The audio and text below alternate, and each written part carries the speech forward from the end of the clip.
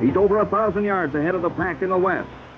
Winnipeg's all-time leading passer, Dieter Brock, assaults the record book. The record's nice, Tom, but the most important thing for us is winning the football game, and this put us in a position of going to second place if we can win this ball game.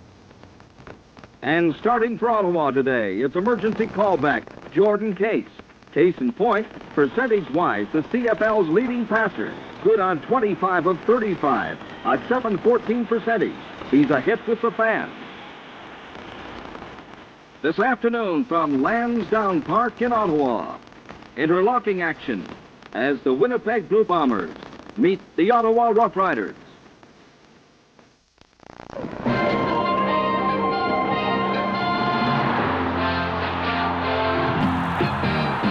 Canadian professional football on CBC.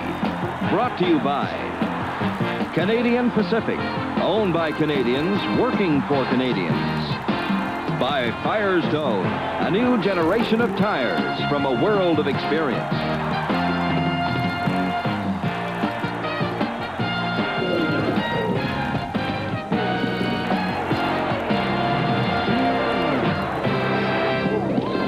CFL 80 on CBC.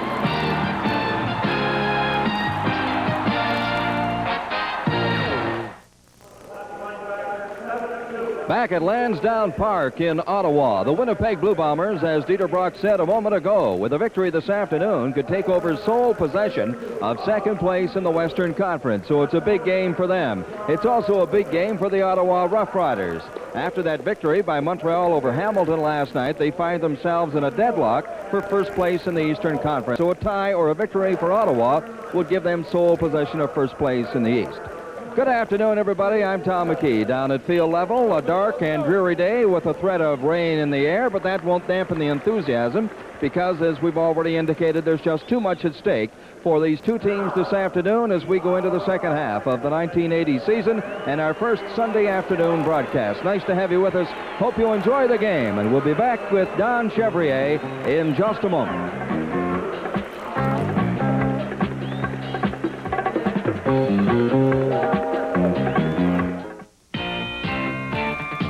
Firestone tires play a vital part in developing Canada's energy resources. Our role in energy conservation is just as important. The 721 Fuel Fighter, a steel-belted radial tire that's lean on gas and long on mileage. The new 721 Fuel Fighter from Firestone. Monday on CBC, celebrity panelists, newsmakers, mystery headlines, the season premiere of Front Page Challenge. Then on News Magazine, David Burt reports on the plight of British Columbia's migratory farm workers. And on This Land, part 2 of a 3-part look at Canada's forests. This week, the problems of the past and the way we are coping with them today. Front Page Challenge, News Magazine, and This Land, Monday starting at 9:30 on CBC. Hello again, everybody. Well, as Tom said, it's a big game for both these teams. Certainly Winnipeg Blue Bombers in a playoff battle in the West. In fact, they can take second place because of Edmonton's victory over the BC Lions last night. If the Bombers win today, they're being chased by Calgary. And, of course, in the East, Ottawa Rough Riders now, because of Montreal's win last night in Hamilton over the Tiger Cats, find themselves in a tie for the top spot. They can break out by beating this exciting offensive-minded Winnipeg Football Club today. And Jordan Case is the starting quarterback for the Ottawa Rough Riders, but Condridge Holloway is finally ready after missing 4 games with a groin injury. He'll be in reserve in case Jordan Case should flounder here this afternoon. The Bombers are a big play team. Many of their touchdowns scored from outside the 35-yard line. They've got the top receiver in the CFL, Mike Holmes, who has 6 touchdown receptions. William Miller, a newcomer in 1980, leads the Winnipeg ground game with 519 yards rushing. He's 3rd in the West, 4th in the league overall, and he has missed 1 ball game of the Blue Bombers. Might have had a higher total if not for that. Right now, let's welcome Russ Jackson and talk about the obvious matchup, Russ, between the great Bomber passing game of Brock and the Ottawa secondary, which has been suspect on occasion. Well, there's no question that Brock is going to put some pressure on that Ottawa defense, but the Ottawa defense is very much a gambling defense, and you can expect Brock to see a lot of linebackers coming at him and even defensive safeties, as you see in this play against Saskatchewan Rough Riders. This, I think, is what the Ottawa club is going to have to do if they're going to be successful against the pass offense of the Winnipeg club and Dieter Brock. What Winnipeg is probably going to do is use their backs very conservatively. They feel that Brock can get the ball to receivers if he is protected. And when they send their offensive backs out, they're going to check for those linebackers before they go in the pattern. And I believe this is how they try and counteract that offensive play and the defensive blitz of the Ottawa club. The Bombers have an incredible average of 35 attempted passes a game and 20 completions. But that's exciting football. That's the kind of fans like to see. Well, I think everybody likes to see the ball in the air. It's easier to see that as a spectator, but it's going to be important for Brock to read the defense and know when that blitz is going to come.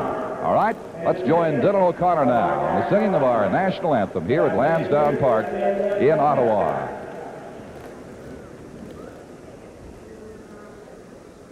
Oh, Canada, our home and native land, through patriot love, in our son's command, with glowing hearts we see thee rise, the true north strong and free, from far and wide, O Canada, we stand on guard for thee.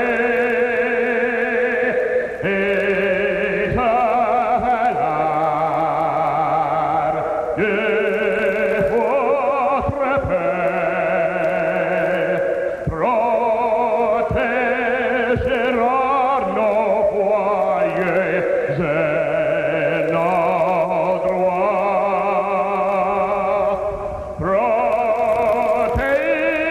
Protégera nos foyers et nos droits. And we'll be back with the opening kickoff from Ottawa in just a moment. Things go better when you and Coke get together. Everybody's looking, searching for the best. Coca-Cola's got the taste for living life with breath. Things go better when you and Coke get together. Great when you win. Oh, girls like Coca-Cola Ice. Well, the host club today, the Ottawa Rough Riders, will kick off to the Winnipeg Blue Bombers, get this CFL interlocking game underway this afternoon. Jerry Organ has it in the tee at the 45-yard line. And he is ready to go, pounding it down to three deep receivers. Ian Mofford, the ex-Ottawa Rough Rider, and Montreal Alouette goes to the 10-yard line. Across field he cuts, and then a penalty marker is thrown as Mofford was contained near the 20-yard line by John Sutton, number 34. He brought it back 19 yards. Tom? We could have a little bit of history this afternoon with Jerry Organ. He's only 12 points away from becoming the second highest scorer in the CFL. At 1,019, Larry Robinson, the great Calgary Stampeder, has the lead there with 1,030. Let's see what this was all about, Don. It's a clipping call, and that's going to take it back to the 10-yard line. Bobby Thompson, just a massive specimen. Number 61, huge man. He's 6'8", 290 pounds. In fact, they're trying to get him to lose a little bit of weight if he can. Was guilty of clipping there. When he clips somebody, there isn't much you can do about it, except call it. Hope he doesn't argue. Miller in the backfield with Braganola, and here is Miller squirting through, reaches about the 14-yard line. That would be good for 4 yards. Taken down by John Glassford. Bill Banks posted the play for the Ottawa Rough Riders, the middle linebacker. Bombers start conservatively, but they can explode, as you've been told, with Brock at quarterback, Miller and Braganola the running backs, and then House, Joe Poplawski, back from an injury a year ago, Holmes and Brock Ainsley, a much-traveled football player, the targets for those Dieter Brock passes. Remember, he averages 35 pass attempts a game. Second down and 6. Here is his first of the day. Over the middle, he's got Miller. It will be a first down. Blue Bombers, the 21-yard line, as Miller measured that first down marker well. Well, the one thing these linebackers for Ottawa are going to do this afternoon, when they know it's a passing down, they are going to get back in deep drops. And that time, Miller just came out of the backfield and got the actual pass in front of Banks, the linebacker, for the first down. So they can retreat too far as well as getting back. Banks will watch this time, looks for the play, then retreats back good 15, 20 yards. Miller comes out of the backfield and makes the reception underneath him.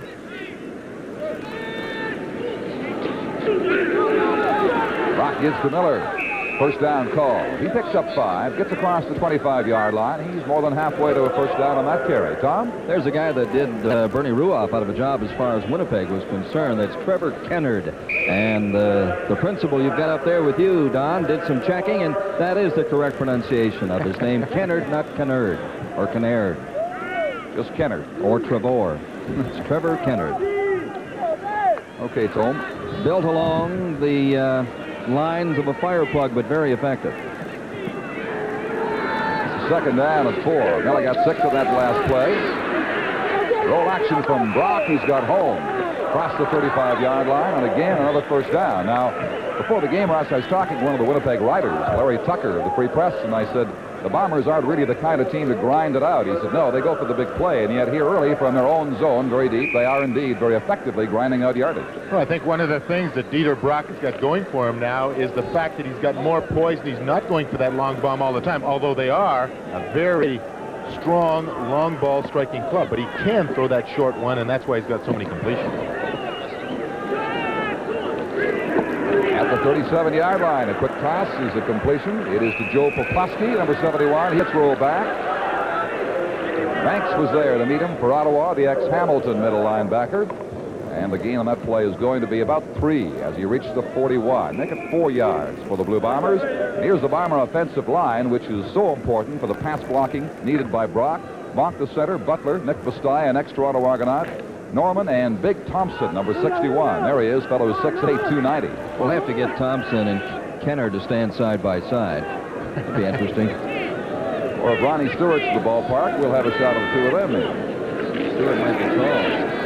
In contrast, Poplawski got cut down. Good first hit from Ken Downing, the Ottawa safety. As he got up to go, the play's whistled dead up at the 48-yard line.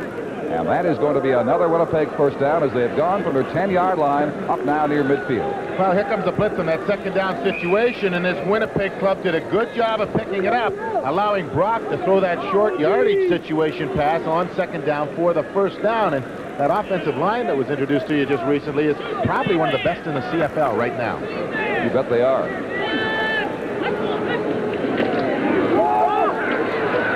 Miller making some good moves then, running into Bill Banks, the middle linebacker, who brings him down, limits his gain to between 3 and 4 yards on that play. But Miller will carry the bulk of the ground game for the Blue Bombers. He's been very effective so far in the early going today. Bombers 3 for 3 in second down conversions, and here's the front 7, the defensive wall thrown up, linemen and linebackers by the Ottawa Rough Riders. And the question is, with Tim Berriman back in the lineup for Ottawa, whether they might go with a 3-4 defense, especially if they start to get hit by the pass and hurt by the pass. 63!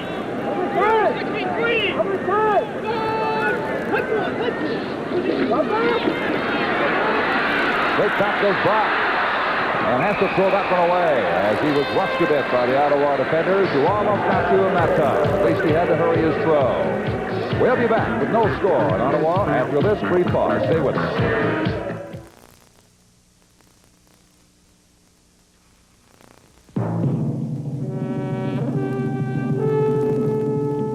Pontiac and Buick lay it on the line, the whole line. Want good mileage? See your Pontiac Buick dealer for a small 4-passenger Pontiac Acadian. If you're after economy, this one really makes it. Pontiac Buick, the mileage maker. Fuel efficiency comes many ways, like the new formal look of Buick Century. A lot of luxury in a family size, along with impressive fuel economy ratings for a mid-size car. Good times, good mileage. Pontiac Buick, the mileage maker. The smart line of the 80s includes Pontiac Parisienne, taking on the full-size class. Pontiac and Buick challenge the competition. No matter what your needs are, your Pontiac Buick dealer has a mileage maker for you. Pontiac Buick, the mileage maker. Ottawa Football Club blitzed that last play, was picked up well, but Mike Holmes going downfield. It's very slippery out here. Lost his footing, and Dieter Brock couldn't get the ball to him. Brock took the Bombers 42 yards on that drive, completing 4 of the 5 passes. Right now on 3rd down, and 7 must punt it away. Charging that ball on the run dangerously at the sidelines, then groping forward as he falls out of bounds was Martin Cox. At the 22, the Riders will start deep. 37-yard punt that time by Kennard.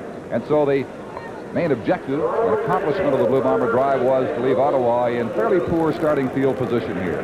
Now there's some conjecture how Jordan Case will react to the pressure of having Conrad Holloway sitting on the bench with him, and whether he will be able to react as he has in the 4 ball games he's played. Richard Hump, the big ground gainer, along with Mike Murphy in the backfield. Jordan Case, the quarterback. Stennerson, Avery Cox, and the veteran Tony Gabriel are the receivers for Jordan Case in the Ottawa offensive set. And Crump gets about 3 as he hits the 25-yard line as the middle closed in, thanks to Ron Churkus, the right defensive tackle, number 60 of the Blue Bombers. Well, this is the first time Richard Crump is playing against his former teammates, having come here halfway through last year after the Ottawa-Winnipeg game. And it was interesting last night that George Brancato said that he feels that Richard Crump is the best running back in the East right now. If you keep him honest, if you will, by giving him a little competition, the threat of maybe unemployment. He's responded well to that. Over the middle, Case really overthrew Tony Gabriel that time. Gabriel surrounded by white and gold and blue jerseys of the Winnipeg Blue Bombers. It is going to be 3rd down and 7 from the 25-yard line. Now, Tony Gabriel trying to keep his consecutive game reception record intact, goes downfield, tries to push off on Reggie Pearson, number 8, but Pearson did a good job of staying in excellent position, forcing Case to throw that ball over top of Gabriel. Tony's caught one of those passes in his past 116 consecutive games. That's 3 games ahead of the Eagles' Harold Carmichael. He's a pretty good one. Yes, he is. Back with Holmes near the 35-yard line for this Bomber punt return as the Riders don't keep the ball very long. Good punt by Jerry Organ. That is above his seasonal average, back at the 30-yard line. Holmes wrapped up early, shy of the 35. Bill Banks, the first man downfield in the Ottawa special team, a 55-yarder by Jerry Organ. Tom? You've heard us talk about the rarity in professional football, or I guess in anything else as far as that goes. The identical Cook twins of the Ottawa Rough Riders. That's Gary on the left and Glenn on the right. As I said, they're identical. Gary went to Carleton, used almost entirely as a wide receiver there. He's a backup wing back and backup deep back here. Glenn, the University of Richmond, inside defensive back where he is right now. I beg to differ, Tom. What? But Gary has a beard and Glenn doesn't. That's not identical. Well, they shave different. They weren't born that way anyway, Tom. Mark Braganola, former Toronto Argonauts, penetrates the 45-yard line, then hit down high near the 47 by again Bill Banks, in on so many tackles for the Rough Riders today, but he could not prevent the first down. Well, just a great setup by Dieter Brock. He caught the Ottawa defensive front 4 really coming on, and that left side opened up that screen with Mark Braganola taking it, and he had nothing but daylight ahead of him until Banks came all the way across his middle linebacker spot to make the tackle. That is the second time Brock has passed on first down.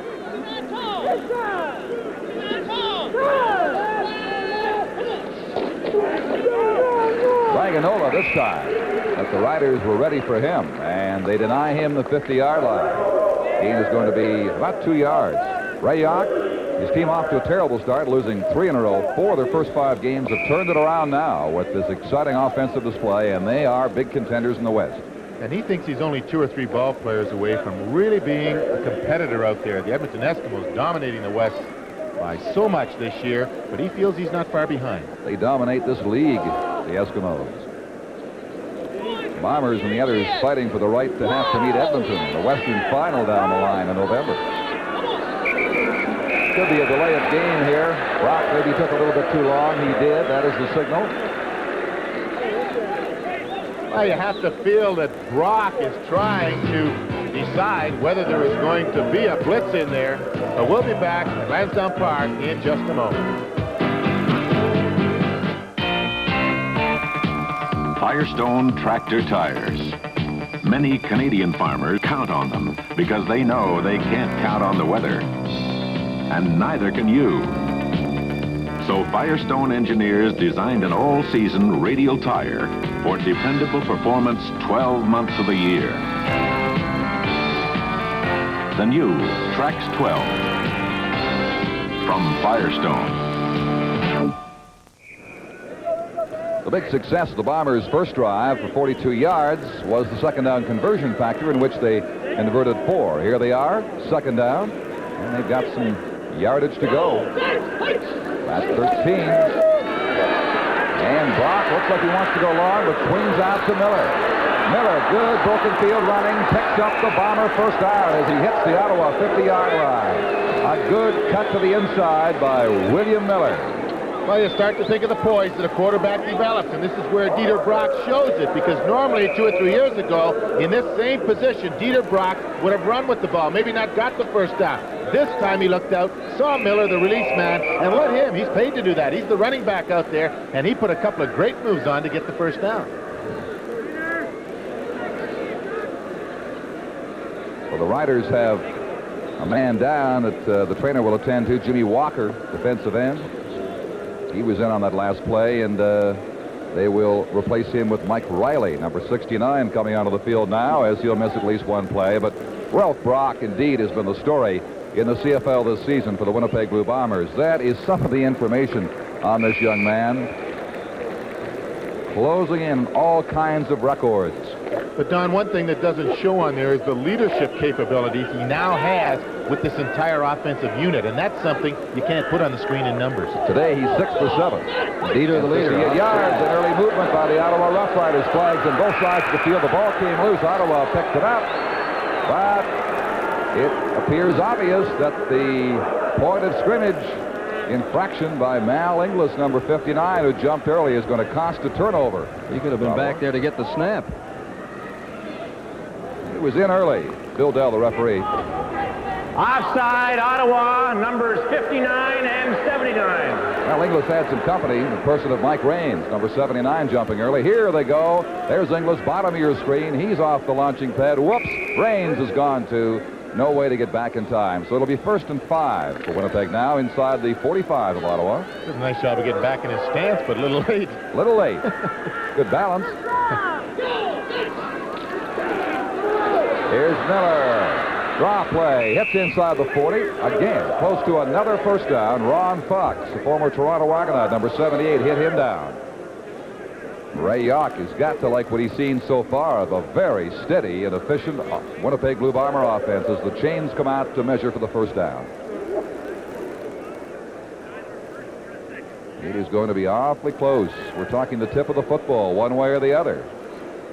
This is what Brock likes. He's got a second down situation he can play with. He knows that the defense is aware that he can play with it, but he can throw the ball away now if he gets the coverage. But certainly he's assured of the first down on a third down situation unless he fumbles it. So look for him maybe to play with a pass play here. Bombers are going for their 6th first down. They have totally dominated this game. There's no scores yet. They played about 10 minutes. 13 plays for Winnipeg and just 3 for the Rough Riders. 1 was a punt.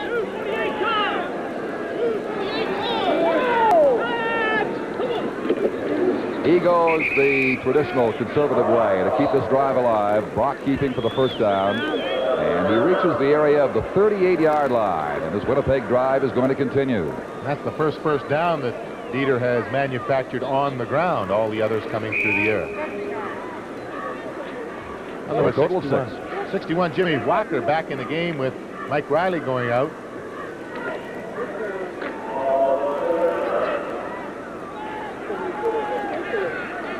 Brock Ainsley set wide right. Holmes left side. Brock sprinting left and looking long. Over the middle, through the arms of his intended receiver, and almost picked off back there. Poplawski had been the target. That ball arrived near Cook, Glenn Cook, before he was ready to make the interception, number 22. Well, going downfield, we see number 71, Poplawski. And boy, here's a time when Dieter Brock really fired that ball. I'm not sure that Poplawski could have pulled it down, even if it had been right on the target, because he laid that thing right out there. He wanted to go deep to the corner and came back over the middle to the receiver coming from behind. So the Bombers try to close in on the Ottawa edge in the interlocking games between these two over the years in the CFL. 12-6, Ottawa and win. Brock, second down, 10. Holmes, a good catch, and there's interference thrown down there against number 6, the defender for Ottawa, Maurice Tyler, who was with the Winnipeg Blue Bombers. They could not keep him there, and he went to Ottawa, but the catch made anyway. Pass interference, number 6, Ottawa. First down. At the 25-yard line, a completion to Holmes. Well, so far the Ottawa club has come 3 times on the blitz early in this quarter. Holmes going downfield has enough time to run that hook pattern to the inside, does a good job of defending against the defensive back and keeping his body between the ball and the back. Miller lines up behind Braganola on first down at the 25-yard line and follows the blocking of Braganola, gets a good one there, and leaps down to about the 21. He's got 4 yards on the play. Ken Downing penetrating with Greg Marshall with the tackles for Ottawa. Tom? Well, some of these Ottawa fans stayed up late last night with the little play on words there. Get off for a case or we'll knock your Brock off. Well, I'll tell you, they may have to eat those words before this game is over if it continues the way it has now. That's gone until now. Tom, if the Ottawa offense doesn't get out there more often, they're not going to have to get on their case at all. They won't see him at all. Haven't seen him much. Here they come. Over the middle, knocked away nicely. Good defensive coverage there with the Rough Riders. Number 19, Ken Downing, with a good hit on Joe Poplawski. And so this drive, which started back at the Winnipeg 34, has finally petered out now as the Bombers appear to be heading into field goal range. Well, there's the good football play. There's a blitz coming on. Brock knows it's coming. He does what he's supposed to do. Try and dump that ball to one of those ends going downfield. That time Poplawski, but defensively Downing knows he's going to have to dump it quickly, and he's right there to knock it away. Good offense reading by the quarterback and good defense by Downing. Trevor Kennard, 28-yard line, angle right. He hits on it. The Bombers score first, and rightfully so. The domination they have enjoyed here in the first quarter over the Ottawa Rough Riders. Less than 3 minutes to play in quarter one. The Bombers are on top by 3. Stay with us.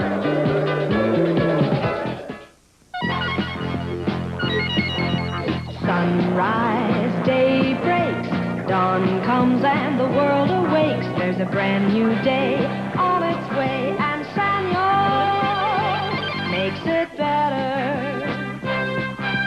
Sunrise, day breaks, dawn comes and the world awakes. There's a brand new day on its way, and Sanyo makes it better. Wake up to audio with the true-to-life quality and richness you've been dreaming about. Wake up to Sanyo's new generation of audio components. It's an exciting new day for sound. Live it to the full with Sanyo. Sunrise, day breaks, dawn comes and the world awakes. There's a brand new day on its way, and Sanyo makes it better. Over the Ottawa bench, George Brancato, I'm sure, is thankful that all his team has given up is three points so far, because they might well be a couple of touchdowns behind based on the edge in play. Crump is back with Cox. Kennard's kickoff after his field goal. It's coming down to Cox, the 30-yard line, on the run to the 40 and to the 46-yard line. That's where the Riders will start on their best field position of the day. A 16-yard run back, only the second time that the Rough Riders have had the ball here, and this first quarter now is there's only 2:48 remaining.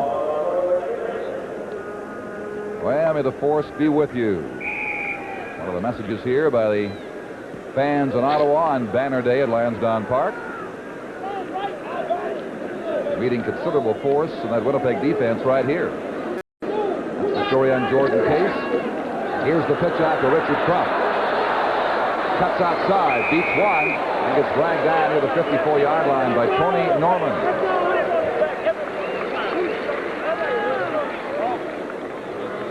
And the yardage is going to be close to 8. It'll be 2.5 yards away from the first down there.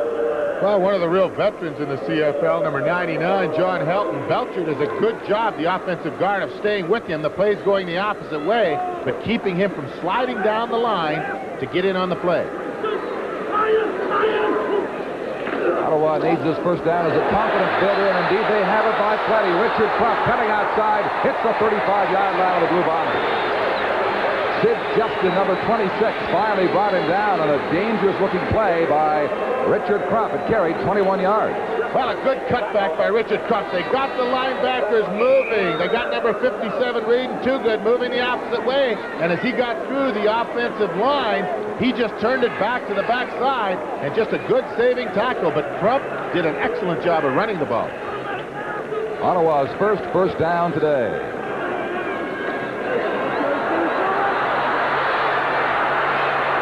Case in trouble.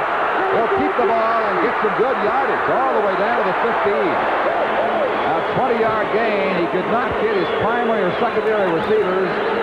Gary Rosalowicz, number 21, made the stop. Wow, Jordan Case did everything right here. You often wonder, why don't the Winnipeg Blue Bombers get to him? He just turned the right way every time. When he started upfield, 2 or 3 Bombers had a shot at him, but everything he did was the right move. Turned it into a 20-yard gain. Right into Rosalowicz at the 15-yard line. Mike Murphy has 5, 7 yards, but a flag is down as Murphy hits it at the 8-yard line.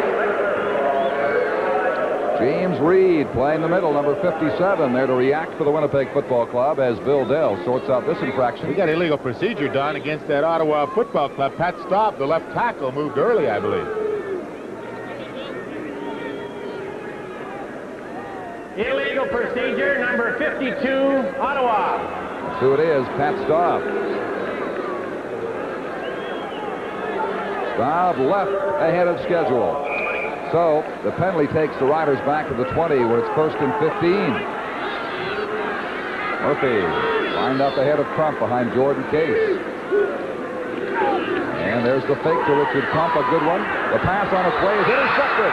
The 7-yard line, stepping out of bounds for the Winnipeg Blue Bombers, number 20, Charles Williams.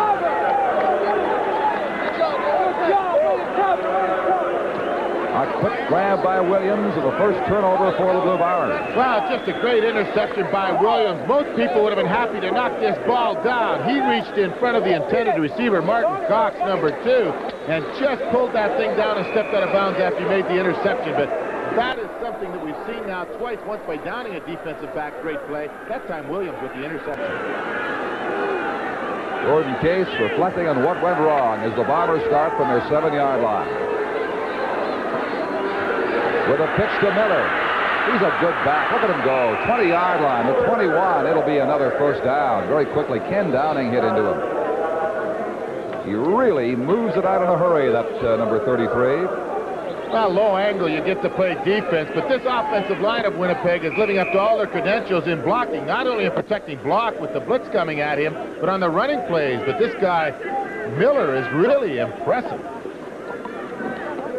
That's the 550-yard mark in rushing on the year. Remember, he missed 1 game. He arrived from Calgary. 35 yards so far today. That was Mark Braganola, the other back in the final play, getting a couple of yards across the 20-yard line for the Bombers. And at the end of the first quarter, the score is Winnipeg 3, Ottawa nothing. When you go to buy an energy-efficient home, you're in for a few surprises. Get on with it. There are no storms. Of course there's storms every winter and spring. Jacket and window frames. How about attic insulation? No. No? No attic. No. No wall insulation. If you insist. This furnace. Beauty. Fiberglass Canada wants you to know how to recognize an energy-efficient home with the Home Energy Test. You'll find it wherever Fiberglass Pink is sold. I'll even throw in the storms.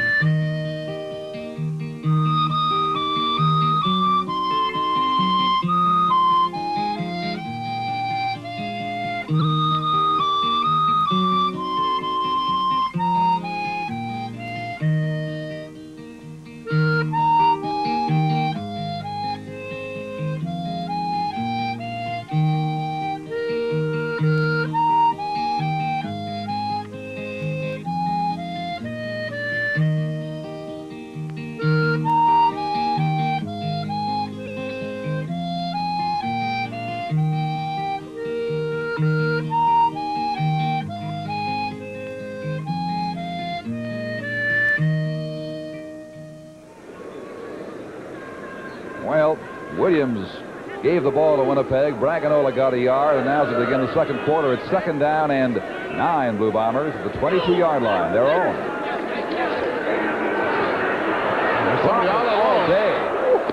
All day. And he finally finds Ainsley, but way downfield, somebody else was wide open. Rick House. Here's where Ottawa rushes the 4 men, and Brock had all kinds of time. Ainsley goes downfield. You can see he's not running that fast. He's got time to come back about 8 yards to make the necessary yardage for the first down. But I'll tell you, Ottawa bench better start talking, because Rick House ran downfield. He was 20 yards behind the defense on the other side of the field. Brock just didn't see him. There's the total offense. First quarter dominated by the Blue Bombers, who lead 3-0. Out for Holmes. He is run out by Maurice Tyler near the 43-yard line and will miss the first down by a couple, about 8 yards. Well, Ray Yock's Winnipeg Blue Bombers as we play the first minute of the second quarter. Well, Holmes has got all that speed, and he does such a good job of going downfield and getting the long pass. Puts a lot of pressure in the corner. This time, a young guy playing his second game, Maurice Tyler, has to give him a little room, and he makes the 8 yards. 2nd and 2. Brock is 6 of 8 on 2nd down conversions. Here's another one right here.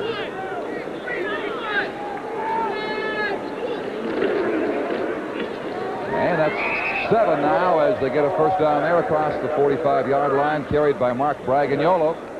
Bill Banks, number 43, with the tackle for the Ottawa Rough Riders. Tom?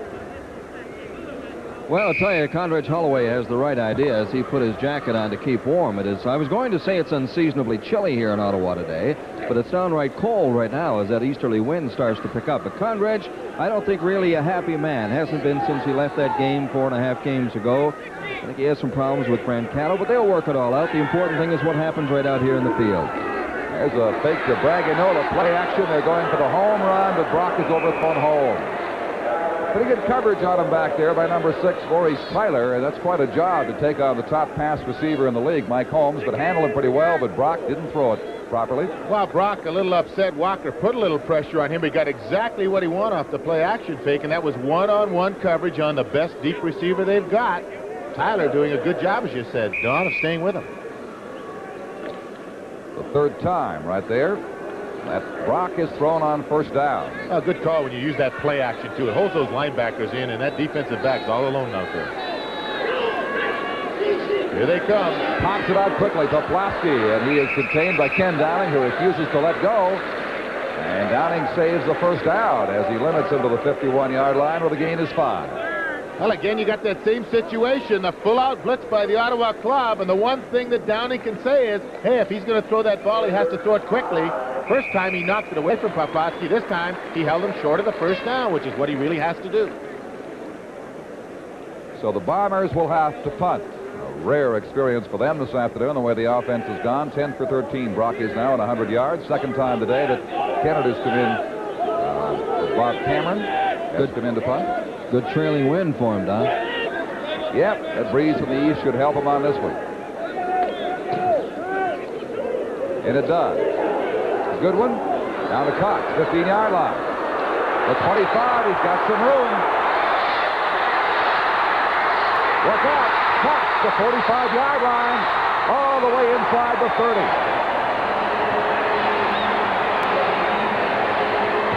Dan Hucklock finally made the tackle. So a big break for Ottawa. We'll see how they do after this brief pause. McCulloch. The saw he uses on the job has a safety brake that stops the chain in 1/10 of a second. The McCulloch he uses at home delivers the same safe super-fast control that saws without chain brake just don't have. Remember, only McCulloch offers this essential safety feature on every model. And you can even get features like Auto Sharp. Automatically sharpens the chain at the push of a button. Ask for McCulloch, the saw with chain brake. Copier companies have been introducing small copiers with a very interesting claim. It's just as good as a Xerox. It's just as good as a Xerox. Then one day... This compact copier is very versatile. It even copies on your own letterhead. It's inexpensive, but best of all... I know. It's just as good as a Xerox. It is a Xerox. The Xerox 2600, the compact copier that really is just as good as a Xerox. Well, Martin Cox did it all for the Ottawa Football Club. Anybody can bring a club back. This time, Cox did the job with a 64-yard punt return. Huck luck number 30 just getting him, almost going all the way. He almost broke it. Walker is in as Cox gets a breather at the bench, and here's Stennerson. Out of that slot, cutting right. Gets about 2 at the 29-yard line, met by big John Hilton, number 99. It will be second down and 8 for the Rough Riders, who have to have the continuation of an impressive drive here, I think, to keep Jordan Case in as the quarterback, Russ. So I would speculate that this man, Conrad Holloway, could be called in unless the Riders move for big points here. Well, you know he wants to play. I talked to him before the game, and he just said, I am ready. There's the fake to Richie Bump. Case chopping around for room and time. Running out of both. Gets it out finally. Reed stumbles right near the line of scrimmage. There's virtually no gain. As he was getting up a full head of steam, he slipped on that turf and will get maybe a yard.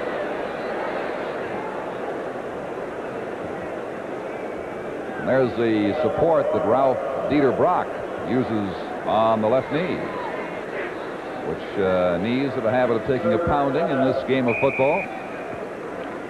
Doesn't seem to be bothering him anymore. I'm sure it's more as a safety measure to try and shore up probably a knee that has been operated on before. That is the story on Oregon this year, going for his 17th field goal from 35 yards away. The holder is Jeff Avery, number 18. High snap, brings it down, and the kick is wide. He pushed it. Out to the right, it'll be a single point. The Riders are on the scoreboard as Faison concedes 1. And for a game with a lot of offense in it, the score belies that fact. 3-1. Winnipeg leading Ottawa with about 4.5 minutes gone here. In the second quarter, Martin Cox made the big play, the run back, to get the Riders into field goal range.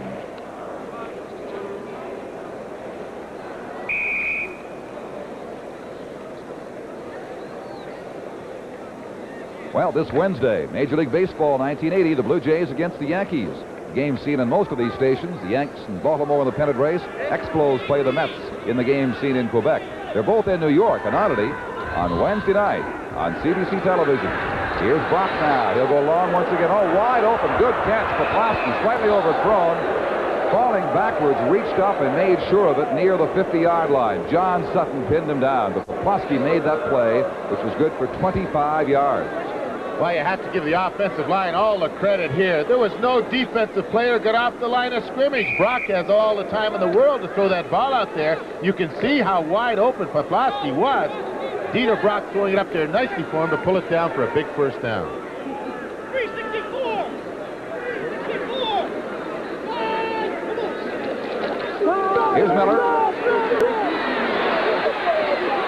And Miller has 5. He hits down about the 45-yard line. Maurice Tyler, number 6, with the tackles. He ran past Rick Silvietta in pursuit for Ottawa to get his 5 yards. It'll be second down and 5. Poplawski, rookie, 1978, then broke a leg, and he's coming right back into his own now with the Winnipeg Blue Bombers with the catch you just saw a couple of plays ago. You know, this Winnipeg club looks more and more like the Edmonton club that Ray Yacht coached for so many years, where they've got that good passing attack. They can hit you short or hit you long, and they've got that good running back that can pick up that 5 and 6 yards when they want to run. Miller with 40 yards and 7 carries now. Brock again, good protection over the middle. He's got another first down strike. It is to Miller flying out of the backfield, down at the Ottawa 28-yard line. Brock using a tremendous variety of receivers today, Russ. Well, he's thrown to all of them, and that time he proved how strong an arm he has, because he stepped back and was throwing, he was going backwards and laid that out there on a clothesline to Miller for the first down reception, which was about a 22-yard gain. 5 different receivers. He's used them all. Ralph Dieter Brock. Something to do with his number, I guess. Yep. 5 for 5. 28-yard line. Here's Miller. And he is hit down for fairly short yardage by his standards today of about 4 yards by Mark Philp from the secondary and Ron Fox, the left corner linebacker. It's going to be a gain at the 24-yard line of 4 yards. Second down and 6, Blue Bombers. With 8 minutes to play in the second quarter, they lead 3-1. Well, this is a situation with the Ottawa Football Club deep in their own end, a second down situation. They like to blitz, and you might look for those linebackers coming. And I'm sure Brock is thinking along those lines as well.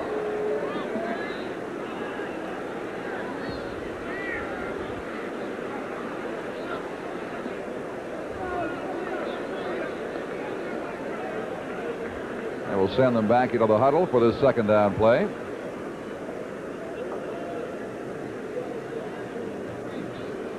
Not sure what the problem is. Maybe there's a little concern about the gun that is being shot off by the Ottawa mascot here that is affecting the players, wondering exactly what time there is left in the quarter. They may disarm that guy. Here they come. Quickly out to Poplawski. Breaks the tackle on Downing, and he's done something by doing that and gets a first down at the 12-yard line. Downing, a good sticker, doesn't let them go that often, but Philp and Sutton had to finally bring him down. But you look at the different situation. Twice he went to Poplawski on this blitz, straight downfield. This time, Poplawski turned it to the outside, and he forced Downing to run a lot further. This gave number 71 Poplawski time to maneuver around Downing to get the first down. Good call. Downing overran the tackle. From the 12, first down, Blue Bombers. In scoring range again. Here's Miller at the 5-yard line. Slipped down near the 4 for a gain about 8. But Don, you can't say enough about what Brock was doing out there because he allowed Downing to come up twice. It would been a good tackle to start, and the blitz was on, and he changed the pattern to force Downing to do something different. That's the poise and the experience that Brock is now giving to this football club. You guys were spot on when you mentioned about the mascots getting confusing the players out there. Well, it does make one remember the football game in the original movie of Marriage. On the 4, I don't know, I get around the 2-yard line before he is stopped by that. And that's going to put them close enough first down, Willow. If you have a measurement here while they assess the situation, we'll take this and read. When you seems like the Charlottetown Festival. Searching for the get on. Hey, Dr. Stampede. Things go better when you and Coke get Heart's content. Coke has life. Coca-Cola has Indeed, there was a measurement, and that is the balance remaining for the Blue Bombers to claim a first down as their third down. Near the 2-yard line of the Ottawa Rough Riders, this drive beginning on the Winnipeg 35 after the Ottawa field goal attempt. And Brock again should have it. They will have 3 chances if they need them from the 1-yard line on that plunge by Dieter Brock. Another measurement here. Well, from up here, it looked like he got the first down. He made some penetration into that defensive line, and that's really all you have to do. Measurement requested by the defensive team, the Rough Riders. The ball is very close to the 1-yard line, and is it? Yes, yep, he's got it. So first down just outside the 1. 6 minutes to play until halftime. As they say in the trade, this is where the Hogs take over. That defense has to just dig in, try and make some penetration in that offensive line, and hope that the linebackers and defensive backs can make the tackle. Imagine a team with 14 first downs against 2 by their opponents, leading 3-1. Brock could improve on that right here. Nope, I don't think so. He rolled him back short of the goal line.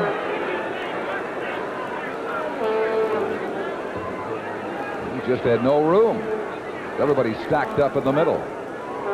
It'll be second down, the ball going back to the 1. Ray Yawk never stops pacing on the sideline, and we haven't noticed George Brancato going to the ice bucket too much this afternoon. It's a little too cool out there. Too cold for that stuff. That's summertime practice. They send Holmes wide left to drag a defender with him. Everybody else is stacked up. Full house backfield. Here is Miller. It is a touchdown for the Blue Bombers. Winnipeg increases their lead to 9-1 with a point after coming up. Well, on the first down situation, or first try, if you don't make it as a quarterback, you better give it to one of those guys who's paid to do it. This time, Miller had the good head of steam out there. He got forward, got up over top of the initial pileup, and just got into the end zone. That Ottawa defensive front four did dig in and do a good job on 2 downs. But you know the way the Bombers have been attacking Ottawa offensively, that they could not likely hold them at that point, especially with Brock, Braganola, Miller pounding through there. Here's the point after. Kennard good on it. So it is a 10-1 ball game, as we'll have one more look at the touchdown scoring play. ISO on Miller, 33. You notice what he does. He makes sure he's got that ball. He never takes 2 hands off the ball. He's keeping that thing completely protected. He's not trying for anything more than that 1 yard he needs to get into the end zone. So Miller caps a 75-yard scoring drive for Winnipeg in 10 plays. 4 in the air, 6 on the ground, during which time they picked up 4 first downs and an extra 7 points to lead by 10-1. Well, for the Montreal Expos and that nip and tuck battle for the National League East pennant, CBC Television will increase our coverage at Expo Baseball in the late weeks of the season. Expos and Cardinals September 20th, then the Phillies the 27th, then the Cards and the Expos October 1st, and the Phillies of the final weekend October the 4th. We'll have other crucial games too, so check for the Expos baseball schedule on CBC Television. 38 plays for Winnipeg and 10 for Ottawa. As Crump gives it to Cox, who had the big run back the last time. And Cox is shut off now, across the 40-yard line. Puck flag. Downfield for the tackle. A 39-yard return, though, by Martin Cox. I think they should put that one in the playbook. I don't think the Winnipeg players going downfield really knew who had the ball here. Crump, it looked like, had it. He had it up where all the blocking was going upfield. Cox went to the right, and only 2 Winnipeg players out there to put the stop on it. Don, you mentioned the Expos. We'll keep you informed with scores this afternoon if there are any. They've been delayed by rain in Montreal. Haven't started yet. Here's Crump, counter play, veering back the other direction and gets up near the 50-yard line. About 9 on the play. Tony Norman, the right defensive end, turned him back. Won the wrestling match. Well, the Expos are scheduled to play the Pirates in the windup of that weekend series. Holmes getting new studs on the sidelines. A little bit mushy out there because of overnight rain. As a matter of fact, right after this football game, they're going to dig up the main core of this field and replace it with some new turf and some new earth. An expert from outside says that underneath, the dirt is dead.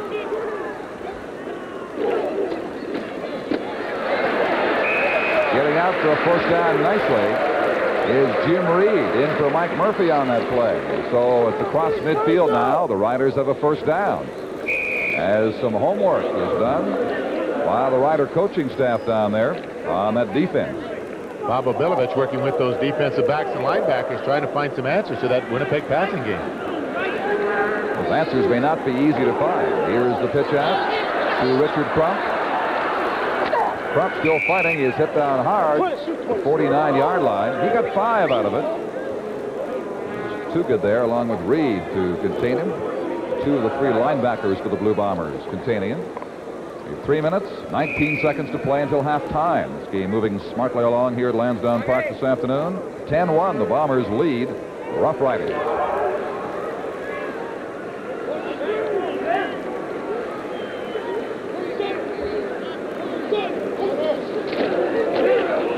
Crump again. He will have the first down for Ottawa as he got near the 43-yard line. 2 minutes and 58 seconds to play in the second quarter. 10-1 Winnipeg. We'll be back.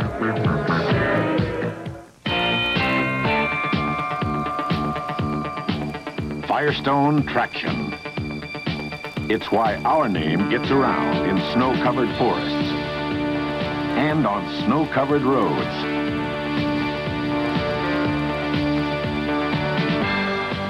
Traction designed for Canadian winters.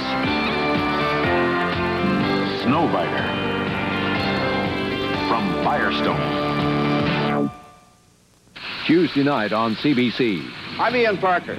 This week on the Fifth Estate, we look at the growing number of companies that have no place they can legally dispose of their industrial waste. They've got to get someplace to dump it, so... Where do they dump toxic trash? The Fifth Estate finds out.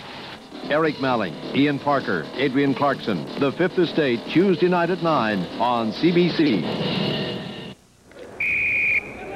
Back at Lansdowne Park, ready to get underway with just 2 minutes and 58 seconds left. Toronto is leading Baltimore in the 6th, 2-1, and we repeat the game in Montreal between the Pirates and the Expos has been delayed because of rain. First down play, Rough Riders. Richard Crump gets the call, the pitch out, and lumbers inside the 35-yard line, close to another first down. Hit down finally by James Reed, number 57. Well, that score of the Toronto Baseball Club leading Baltimore may silence Mr. Steinbrenner in New York, who accused the Blue Jays of not trying to beat the Orioles as hard as they were trying to beat the Yankees, which is ridiculous, of course. It's tough to throw the same pitchers in back-to-back series, isn't it? That's Just to decide when the rotation comes up. You can do anything you want if you're George Steinbrenner. just ask him. You can complain a lot. Which he does. Well, a short yardage situation for the Ottawa Football Club. Taking out the wide receivers, bringing in the extra power.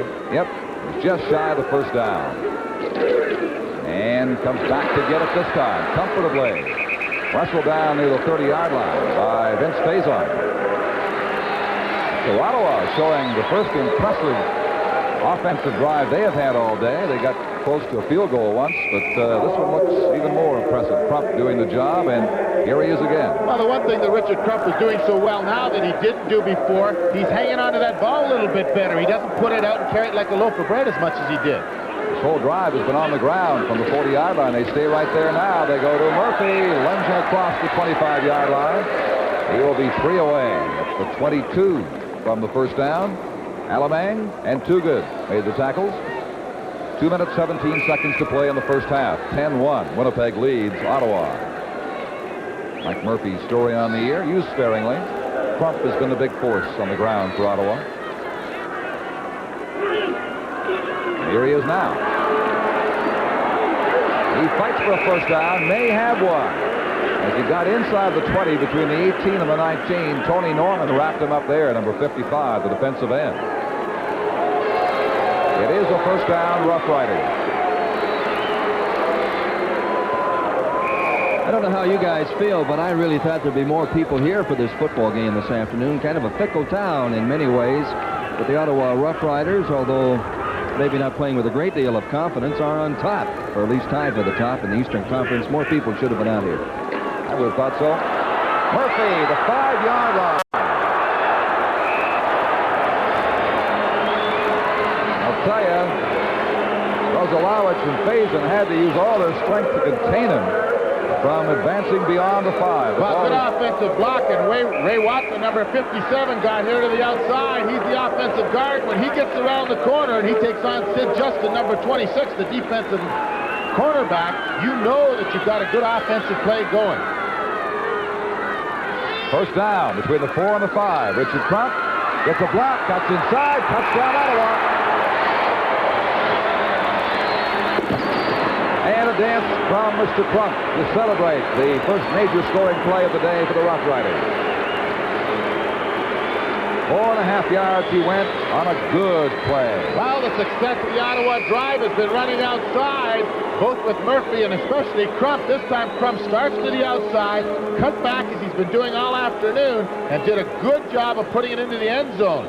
Low angle, you get to see how he's moving those legs and churning. He got to that 1-2-yard line, and he just bowled his way into the end zone. Weaving his way in as he changes direction as he goes. The extra point attempt is good by Jerry Organ. And so the Ottawa Rough Riders have a certain measure of life now as they trail by just 2, despite the domination by the Bombers. A 70-yard drive for that one, capped by Crump's run. And they were all running plays.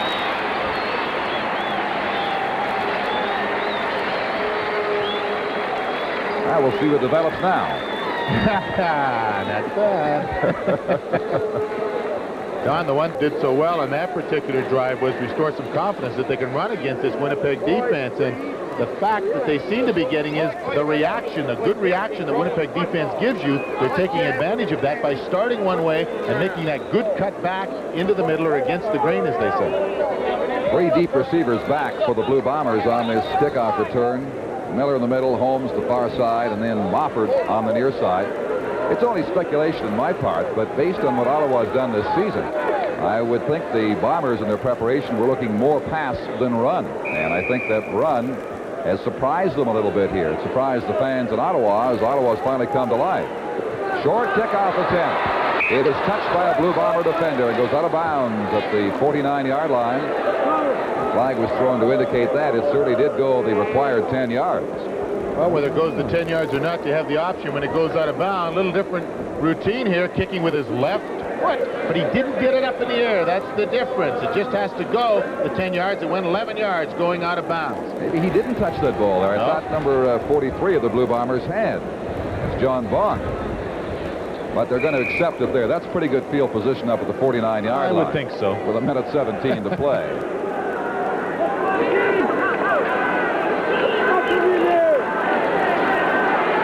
Good pass blocking for Brock, but it's Thanks and Sovieta are so frustrated because one denied the interception of the other.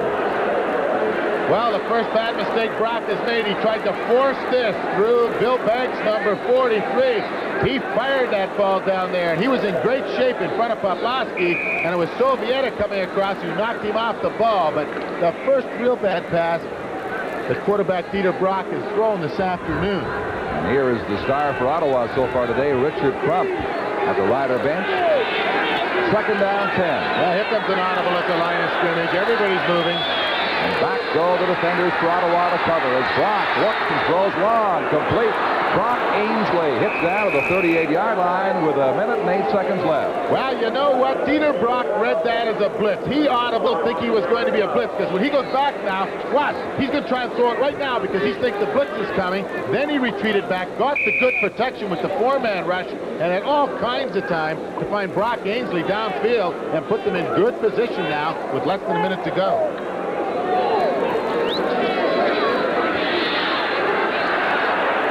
Home, open, 24-yard line. Another first down. Gain of 14. Maurice Tyler with a sure first tackle on Holmes. I can see why so many leading receivers are with this Winnipeg club. Holmes going downfield there. The ball right there as he turned around. It sure was. Dieter Brock, deadly accurate with those passes.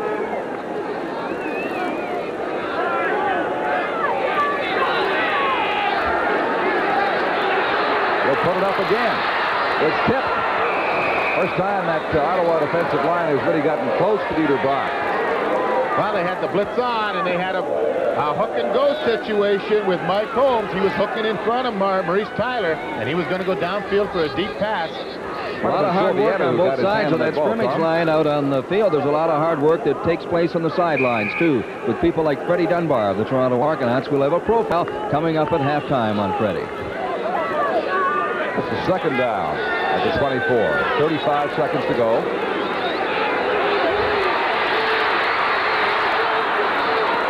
Poplawski.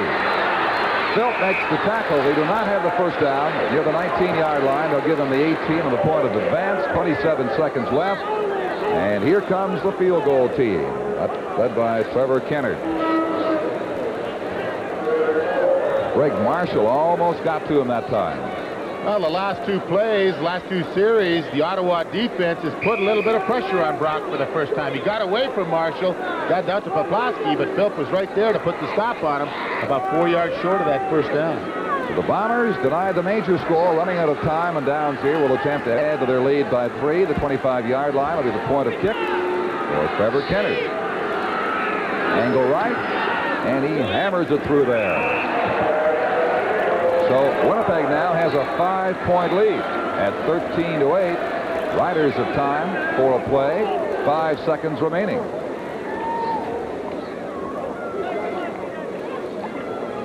What do we have here? Yeah, well, that's true. They certainly have taken off again today. But really, it's surprising they haven't scored more. Credit to Ottawa because they've stopped them in key situations. Well, I know Pat Walker, our script assistant, will think highly of that sign. Being from Winnipeg, quite a Bomber fan. She probably put it up. Sure. She was down here at 6 in the morning tacking signs up.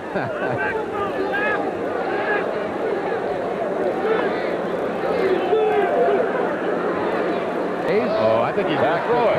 He's going to throw it. Not a bad-looking pass. Bit of a lame duck wobbler, but it's picked out.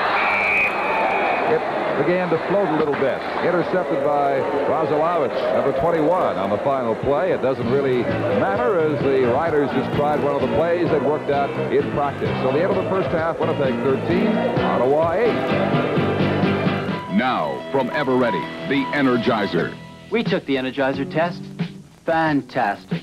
We put premium Energizers in Patrick's car and regular carbon batteries in his twin, Watt. The Energizers lasted 7 times longer than our regular batteries. 7 times. We're convinced.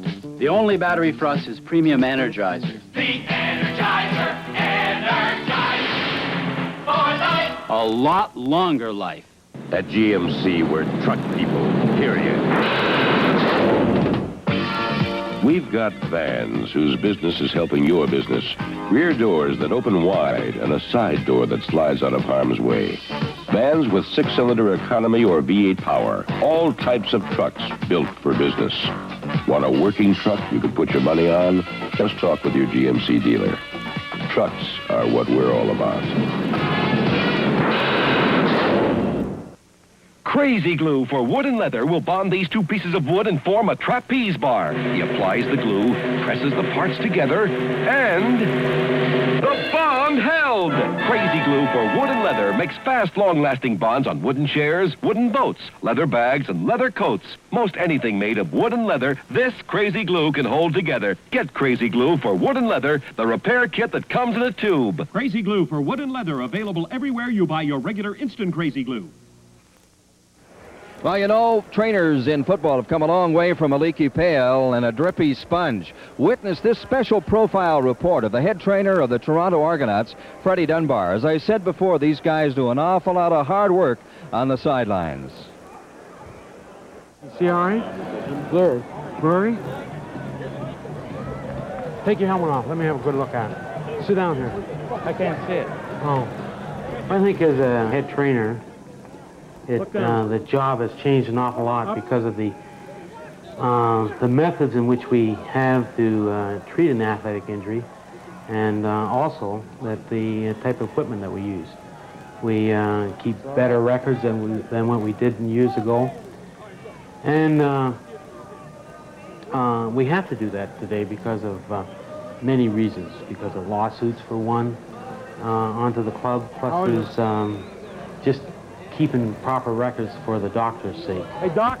And for the athlete itself.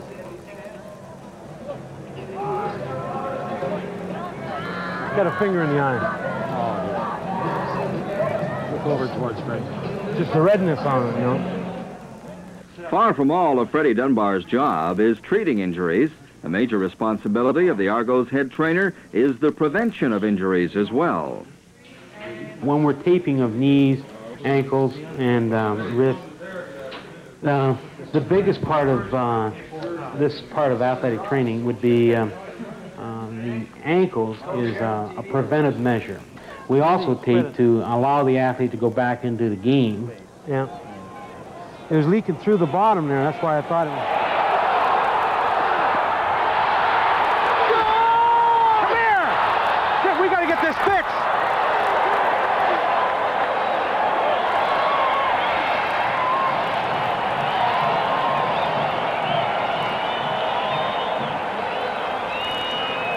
Don't be gentle with it, doesn't matter. Don't be gentle. You'd be kicking my booty if I was... Get those, you gotta squint that finger. Yeah, I'm gonna. Well, I think that when we're treating of bad bruises or hematomas or any type of a blow to the body, first initial treatment would be the treatment of cold or the use of cryotherapy. We use ice. I'm known personally as a cryotherapy type person, or the Iceman, and we use a tremendous amount of ice. We use, for instance, in a day we'd use about 150 to 200 pounds of ice, and we put the ice on for a period of time and remove it. Where we can help the athlete now, it's changed so much. At one time we had a whirlpool, and that was the extent of any type of equipment that we would use. Some of the other modalities that we use, for instance, for muscle stimulation, ultrasound.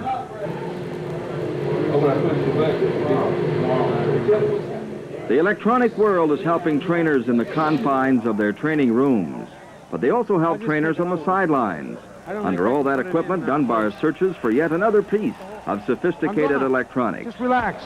The idea of the pack is that the athlete had some pain in the lower back pain. We've taken it off because it slipped on his back. But the idea of the Neuromod is to scramble the nerves in the lower back to try and relieve the pain. During the game, it's extremely busy. Sometimes the trainer needs eyes in the back of his head. Try to watch some of the game? You hear me? Not likely. How's that? Step down on that. Tell me how it is. The job has changed an awful lot. It's no longer a bucket and water and sponge situation. It's being aware of what's happening in sports medicine. Take your time. Fix your shirt there. Make it look pretty.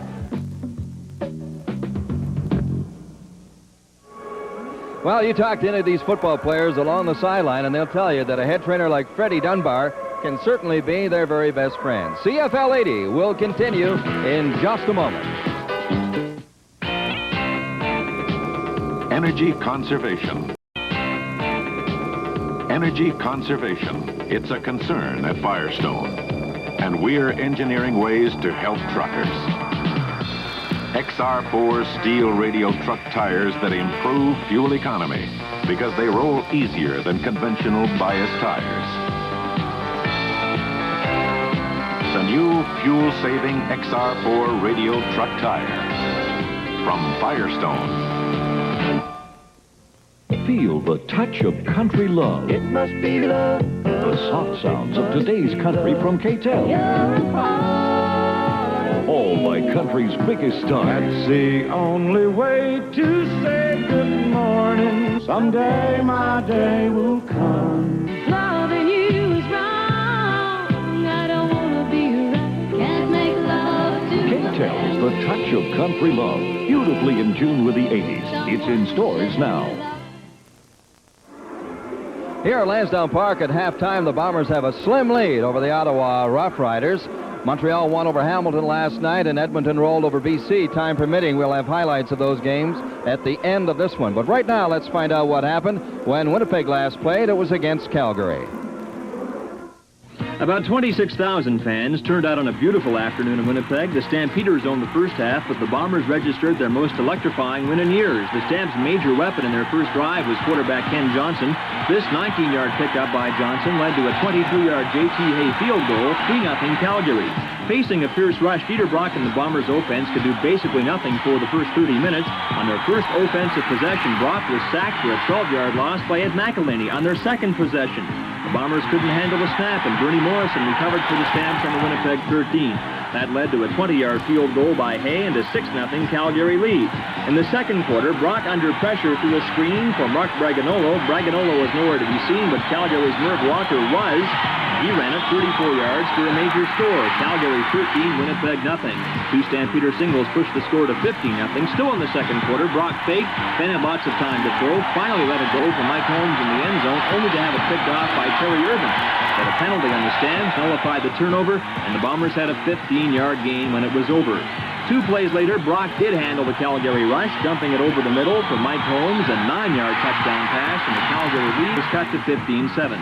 Late in the half, Ian Mofford cracked a big punt return, this all the way to the Stampeder 20-yard line, and the Bombers were in a position to almost completely erase their poor first half. However, Brock was sacked twice by Ed McElhaney for a total loss of 22 yards, and Trevor Kennard came on to attempt a 50-yard field goal into the wind, no less.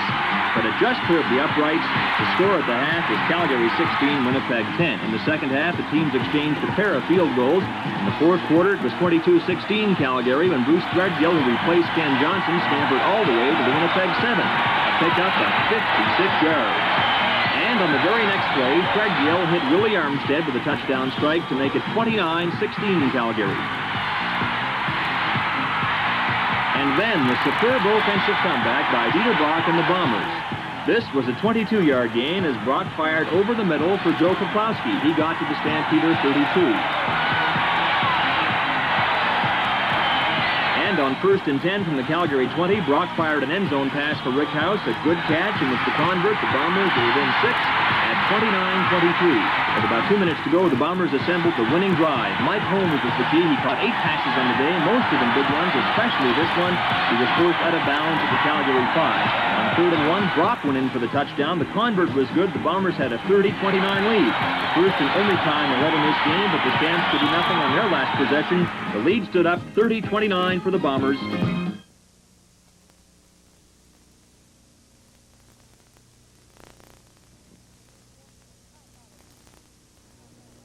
今天所看到的一 At electric power sites in Canada, engineers from China are learning new techniques. They know Canadians have one of the most reasonably priced and reliable electric power services in the world. And like many other countries, they come to study our innovations, like pioneering extra high voltage transmission. Well done, Canada. Constant innovation. It's one reason Canadians enjoy one of the most reasonably priced and reliable electric power services in the world. Look, 'tis a lucky shamrock, like the one you see in my manly Irish Spring soap. It has the fine, fresh fragrance of a spring day in Ireland. And the unique double deodorant system in these green and white stripes. 2 deodorants to help keep a man feeling clean and fresh. Manly, yes. But I like him too. You can't beat the luck of the Irish. Irish Spring soap and deodorant help keep you feeling clean and fresh a long, long time. Thursday night on CBC, Tales of the Unexpected. Jose Ferrar is a man with a strange passion. Then Flappers, the 1920s, Montreal, and a hot new cabaret singer causes problems. You tell Zelda that tonight's her last night. Bunny is the singer here, and that's that. What is this thing? This thing is a dishwasher.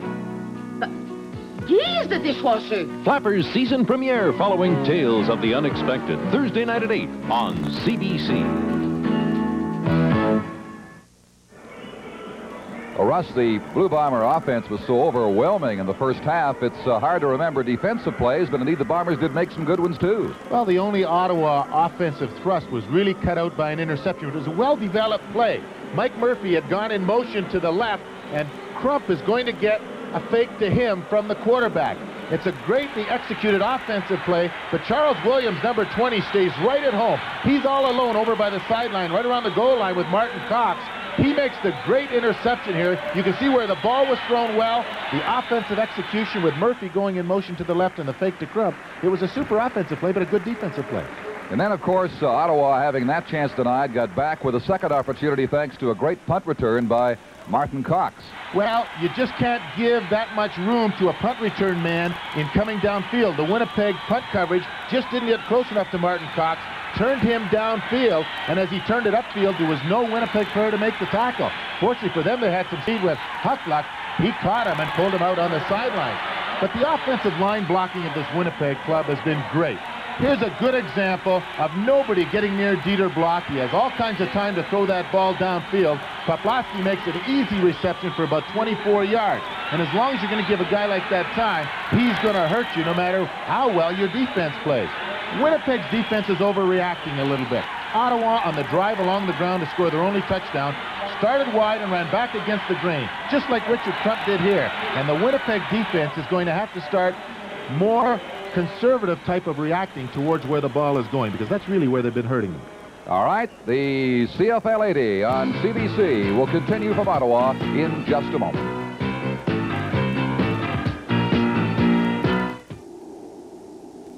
The Canadian Rockies. We brought the Chevy Citation here to demonstrate its capability in the face of challenge. With rack and pinion steering, McPherson and strut suspension, front-wheel drive, and a comfortable seating capacity for 5, the Chevy Citation brings a whole new dimension to economy. Experience the 1980 Chevy Citation yourself, because you've got to drive it to believe it. At General Motors, we're committed to leadership in fuel efficiency.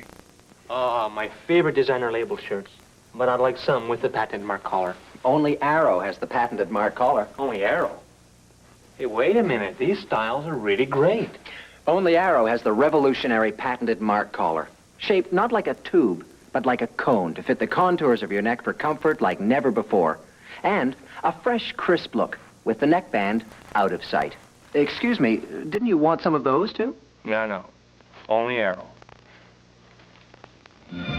You can enter the exciting world of television production with a Sony home video system. This portable Betamax and camera sets you free. This console Betamax lets you add music and narration and records up to 5 hours over a 2-week period from 4 different channels.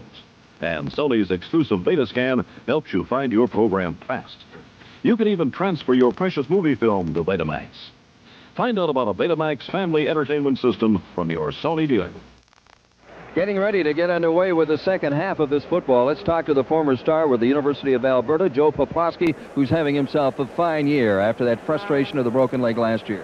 Yeah, it was a tough season last year, sitting around and not being able to play the game, but I worked hard during the off-season to get the leg back, and so far it's been holding up pretty good. And now the other one's giving you some trouble. Yeah, my ankle, my knee, and my quadricep are all pretty sore on the right leg, and I'm not completely healthy, but it's feeling pretty good today. In that first half, you were dancing around pretty good, we thought. Yeah, well, you run good when you're scared. You get in deep, you got to get those passes completed now, right, in the second half? That's right. Hopefully we can put a few more points on the board and win this one and go home. Okay, Joe, have a good one. Thanks. Well, at halftime, a 5-point lead on the scoreboard, 13-8 Bombers, but they deserve more than double total offense over the Ottawa Rough Riders. The passing game, the big weapon with Dieter Brock. 2 yards in passing for Ottawa. Jordan Case only threw 3 passes in the entire first half. So Ottawa's running game and the Bombers' passing game, the story. Winnipeg receivers having a big day in the opening 2 quarters with Poplawski leading the way with 8 receptions.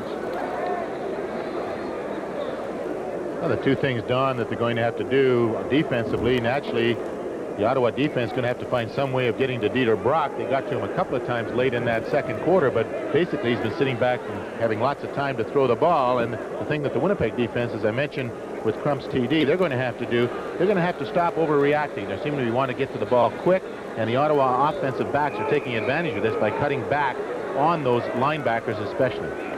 Trevor Kennard kicks it away to start the third quarter to Cox near the 15-yard line. Cox is dangerous. Up to the 50, a 35-yard return. Vince Faison, number 9, made the Blue Bomber tackle, so the Riders come out in good second half starting field position. Well, you have to look at Martin Cox. That's 3 times now he's moved that ball downfield and gave this football club good position to start offensive drives. They have not capitalized on any of those returns. He's becoming to Ottawa what Dickie Harris has meant to Montreal over the years.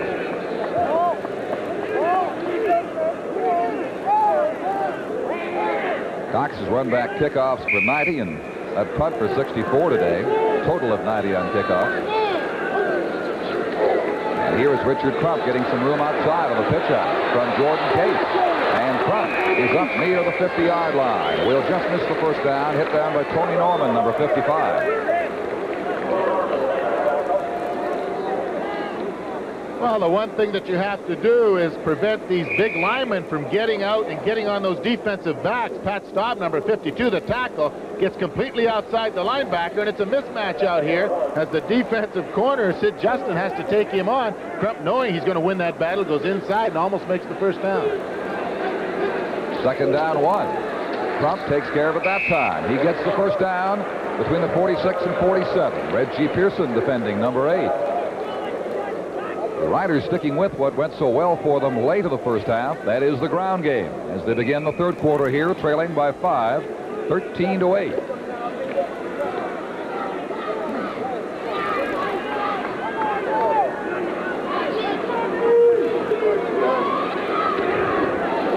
Quick toss, Gabriel inside the 40-yard line, down to the 37. Well, they want to get that consecutive string out of the way in this second half. He makes his reception, and the fans know what it means. It's been going on here for a long time. They let out a round of applause, knowing that Tony Gabriel has gone 117 in a row. I'm sure Tony was wondering if he might ever get that opportunity today, because Ottawa was so intent on running that is just the 4th pass they have thrown, but he does have his consecutive game string intact at 117. the Ottawa Football Club asking for a measure on this. The bench, not sure they've got it, have sent in their short yardage situation, but this will give Case a little time to talk it over with the offense. And he is just that much short of the first down.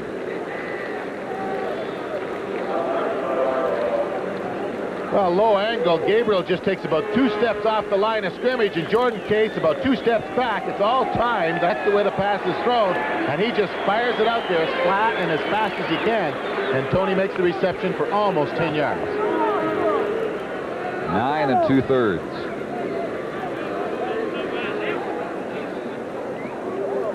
Second down. Ottawa will try to convert and keep this series alive, which began on the good run back by Cox.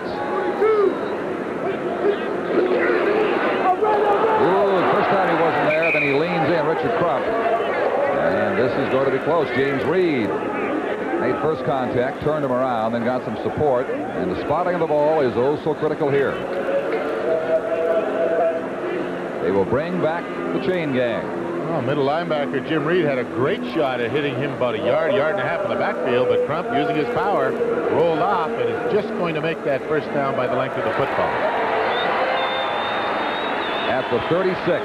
Good penetration by the middle linebacker as the ball is handing off to Crump, and you can see that he saw that linebacker coming. He's got his head straight ahead, looking to see what's happening in front of him. Fortunately, he just took that sidestep and allowed him to get the first down. Crump getting up near 100 yards on the day.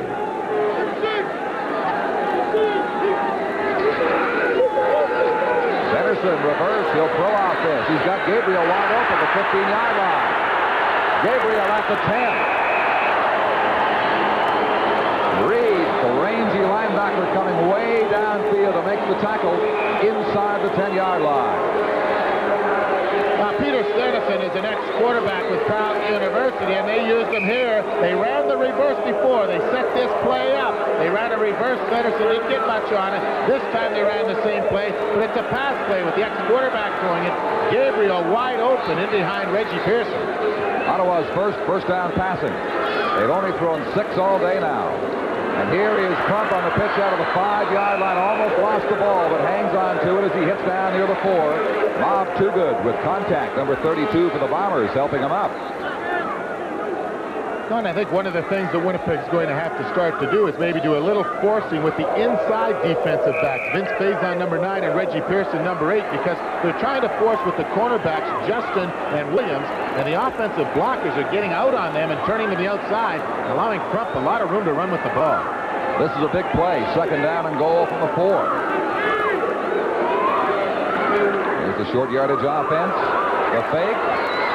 Case touchdown. The pop. A well-thrown ball right on the money to Martin Cox, and Ottawa takes the lead. Well, we showed you with the use of the telestrator this exact same play where Williams made the great interception. This time, Cox beat him to the outside. He was wide open, as you can see, 4 or 5 yards ahead of Williams. But that's the same play. Murphy in motion, fake to Crump, bootleg to the right-hand side, Cox running an out pattern. There he is all alone. So they knew it was close in the first half. They came back with it this time. And the point after is there from Jerry Organ. Ottawa suddenly has a 2-point lead. It is Ottawa 15, Winnipeg 13. Just over 3 minutes gone here in quarter 3, and we'll be right back. Railway engines have always been one of our main concerns at Canadian Pacific. And this was the pride of our fleet in 1887 on the first train into Vancouver. It was built in our own shop in Montreal. And others more powerful followed. But railway motive power needs constant upgrading to keep up with service demand. And by 1963, the romantic era of steam had passed. And our fleet operated more economically and efficiently on diesel-electric power. Now we're upgrading again. In the next 10 years, we'll modernize many of our older diesels, like these, and we intend to add more than 350 new ones as well. When we're done, we'll have a more powerful, more reliable, more flexible fleet. It's a big change, but at Canadian Pacific, constant change is the only unchanging thing in our business. Today's Canadian Pacific. We're proud of yesterday, but we're planning for tomorrow. Martin Cox with his impressive runbacks of kickoffs and punts. And now hauling in a pass from Jordan Case for the go-ahead touchdown, capping a 59-yard Ottawa drive. And Ottawa leads 15-13, 11 minutes and 20 seconds left in the quarter. We've got a long way to go. Paul becomes a punt returner, a linebacker, and he hits hard across the 30-yard line. Doesn't get very much, though, as the Ottawa special team reacted well. So now we can expect to see Mr. Brock put it up again to get the Bombers back on top. Tony Gabriel can catch passes, but he also has to do a little blocking. This time he goes out on that middle linebacker and does a pretty good job of staying with him and keeping out of the play. Sure did. Previous sequence, one of the reasons that offensive running game is going for this Ottawa club. At the 31, first down Bombers. Miller, good opening for him. Fox hits into him. It was Glassford up there at the 40-yard line, so he is just going to miss the first down by about 1 yard.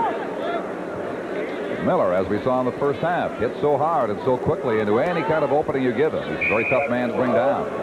One thing I like about him, too, Don, is that he's always going upfield. He doesn't try and dance around and get a lot of yardage. He knows where that first yard marker is, and at that time, staying on that particular play, he just turned it upfield and wanted to get that first down if he could.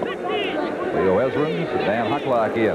Short yardage offense for Winnipeg. They want to convert the first down.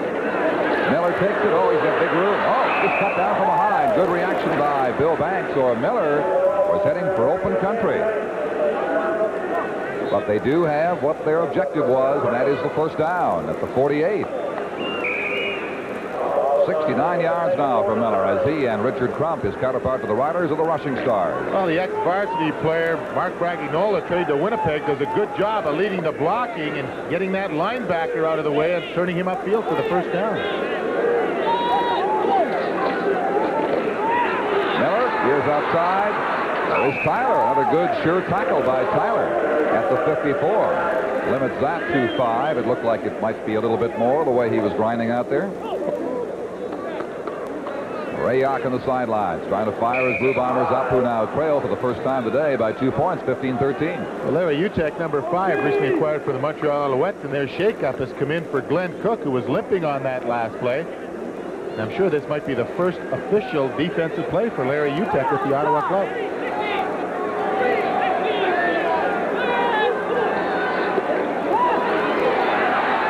The flag is thrown as Brock lets it go way down inside the 10-yard line. It was almost caught and almost picked off. Brock Ainsley, with his good downfield speed, had been the receiver, and Ainsley is rolling around and shaking up a little bit on that play. Well, we're going to have a holding call against the Winnipeg club. Brock already knows. He's walking off the field. He knows that Ottawa is going to decline it, forcing them to punt. That was a long, long ball. Holding.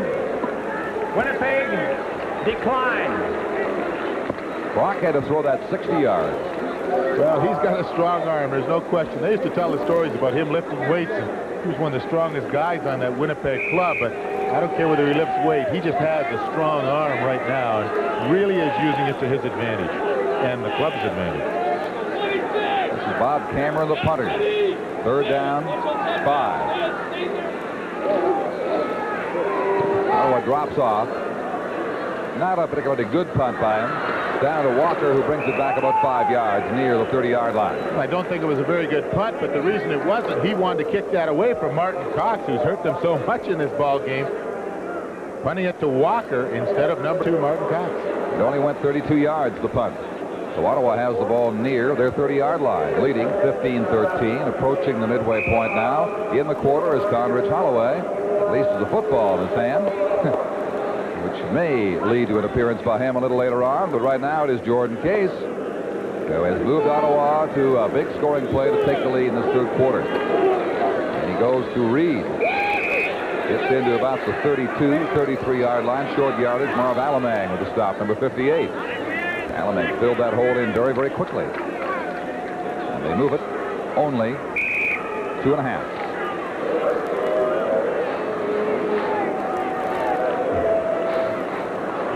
Walker with Martin Cox. Wide left. There's the story on Case.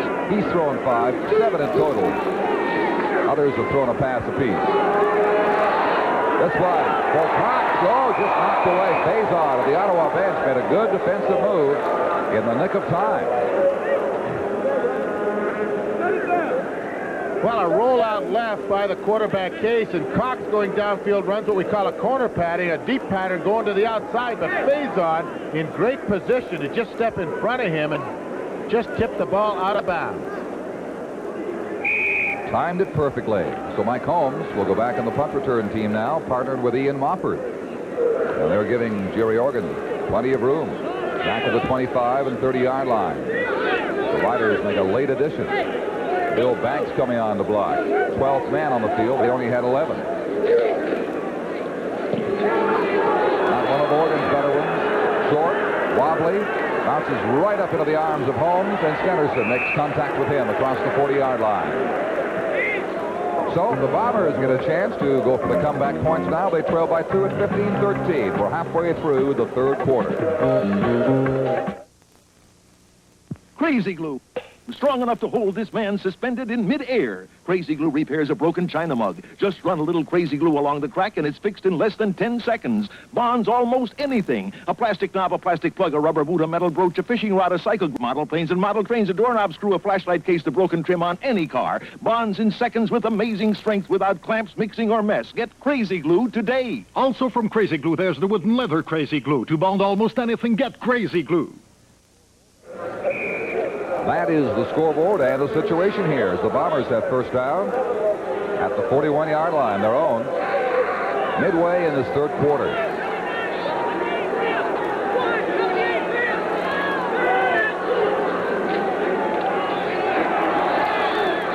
Poplowski lost it, got it back, and a first down on the bargain. Ken Downing, number 19, made contact, stripped him, and Poplowski just got it back, and he appears very slow in getting up. He has injured an ankle. Well, Tom talked to him at halftime, and he said he's not 100%, but here's just a lucky bounce, a good out pattern by Poplowski. He's got Downing off him. There's lots of time to get the ball to him, but as he tries to turn it upfield, Downing seems to hit the ball with the right hand as it came in, and fortunately for Poplowski, he got it back because John Sutton, number 34, would be right there to pick it up. You can just see his foot in the picture. He would have picked it up and gone all the way if he hadn't got to it. So he'll try to walk it off now across to the Blue Bomber bench. Brock took the opportunity to check with Yock at the sidelines. Ian Mofford will be the replacement for Poplowski, number 28 for at least this play. Well, Poplowski had such a great rookie year 2 years ago with the Winnipeg club, and last year all the injuries he had, he doesn't want to go through that again. There's Ian Mofford. He's been around this league a while, had a lot of good years with the Montreal Alouettes. Started playing at just 19 pro football. Miller makes his cut, penetrates the 50, will be close to a first down. They may mark him a little bit short, we'll see. It's around the 47-yard line. Ken Downing pushed him out of bounds. And they'll bring the yardsticks way across field to have a look and determine which down it's going to be. With 6.5 minutes to play in the third quarter, 15-13. Ottawa leads Winnipeg. What a comeback for the Rough Riders, who were very lethargic in the early going.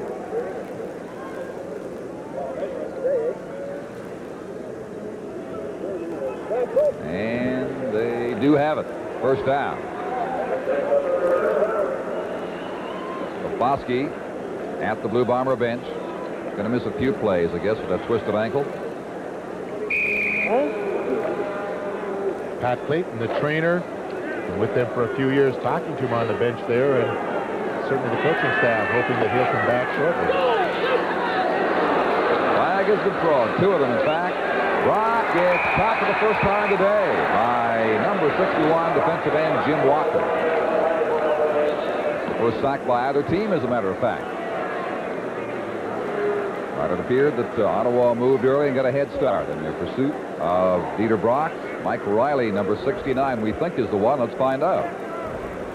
Offside, Ottawa, number 69. That's who it is, Riley. The Bombers do not have a sack recorded. Instead, they walk up 5. At 1st and 5 now from the 41-yard line of Ottawa.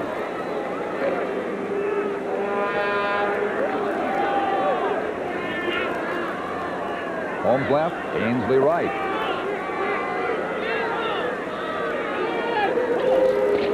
Here's Miller. Caught quickly by Riley. Dropped him for maybe a yard. Certainly no more, near the 40. It's going to be second down and about 4.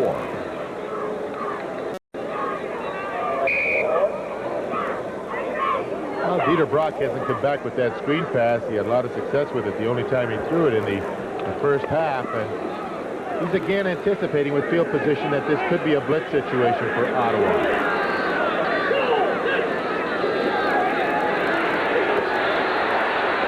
Overthrew Holmes that time. Incomplete. It goes to third down. And 4 at the 41.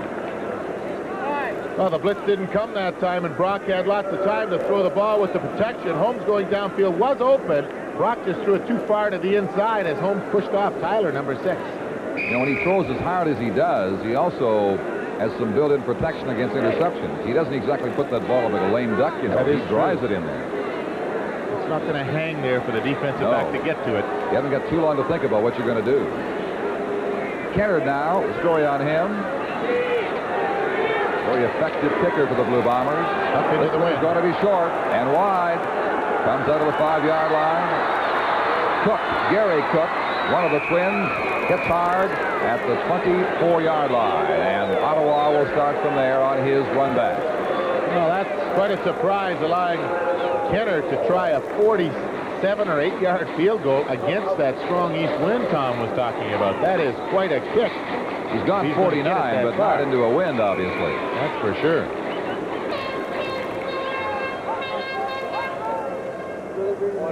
Ruoff's been quite an addition to the Hamilton club. They've certainly used him well and has won a few ball games for them.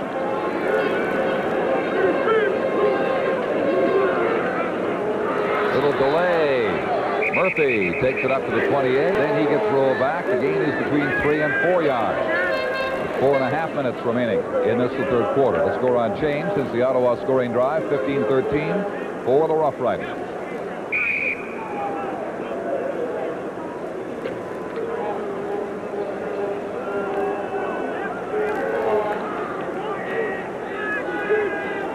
Trump players out there with the receivers now.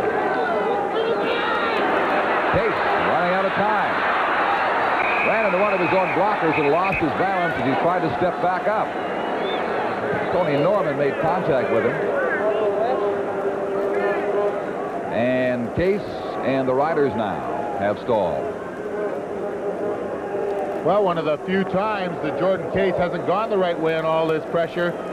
Comet Burley on the left-hand side of your screen is going to run right out of his shoe as he tries to get in toward Jordan Case, but fortunately for the Winnipeg club, there was contact made with one of the rushing linemen, so Case couldn't get up and run again.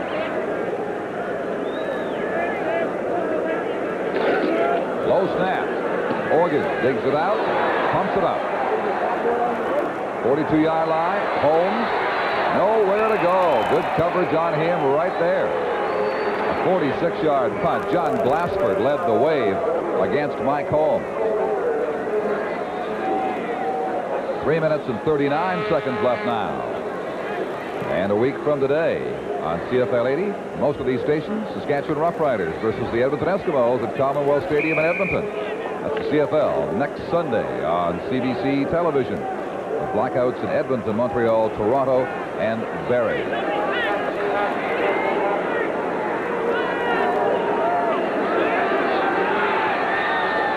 Brock throws the screen, but Braganola can't hang on to it.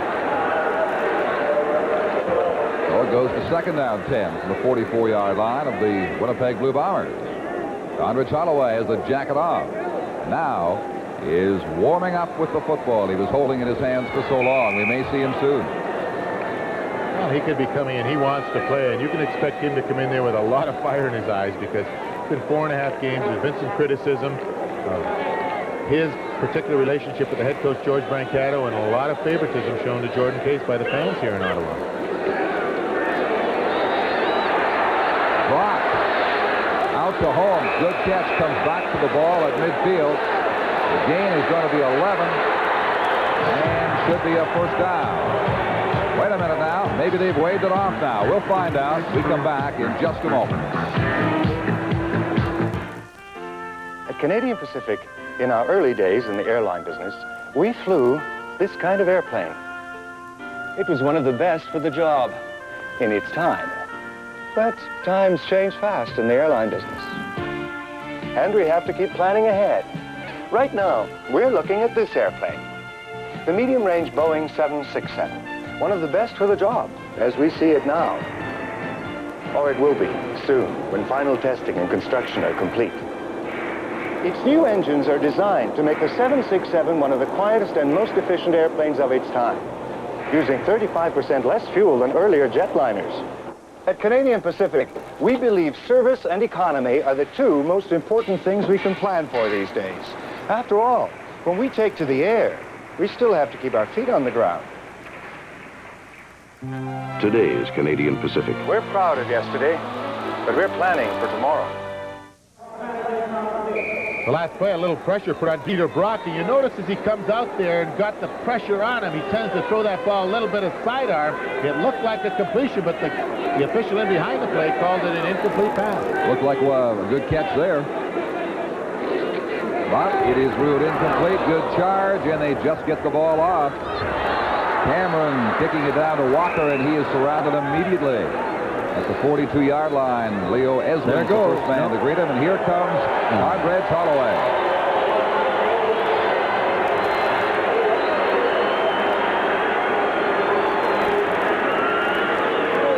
That's the story on the limited season that Holloway has had so far. Forced out with injuries, missing 4.5 games to this point. Russ said, oh, so eager to get back into it right now. Let's see what he can do as he brings Ottawa out from the 43-yard line. First down.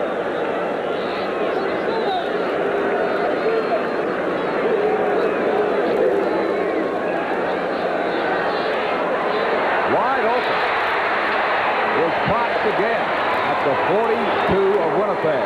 Sid Justin took him down there. First down, Rough Rider. Wow, Cox does a great job going downfield and pushing Justin, number 26, way off him. You know that he thinks he's going deep. First play that Holloway's in there. A great pass route by number 2, Cox. He's having some day. Martin Cox. 1:45 to play in the third quarter.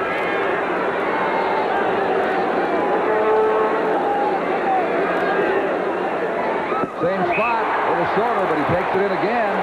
Good for 9. Near the 33. We have to thank Mo Waters for all the great isolations we're getting this afternoon. He's picking them great. Again, he's got Cox this time. He knows he's pushed him deep last time, so he runs a shorter out. Again, makes the reception near that first down marker, about a yard short. Martin Cox with the Ottawa touchdown that has given them the lead at 15-13.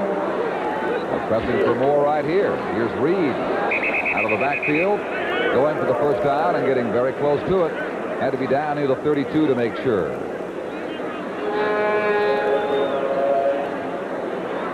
And they will mark it and bring out the yardsticks.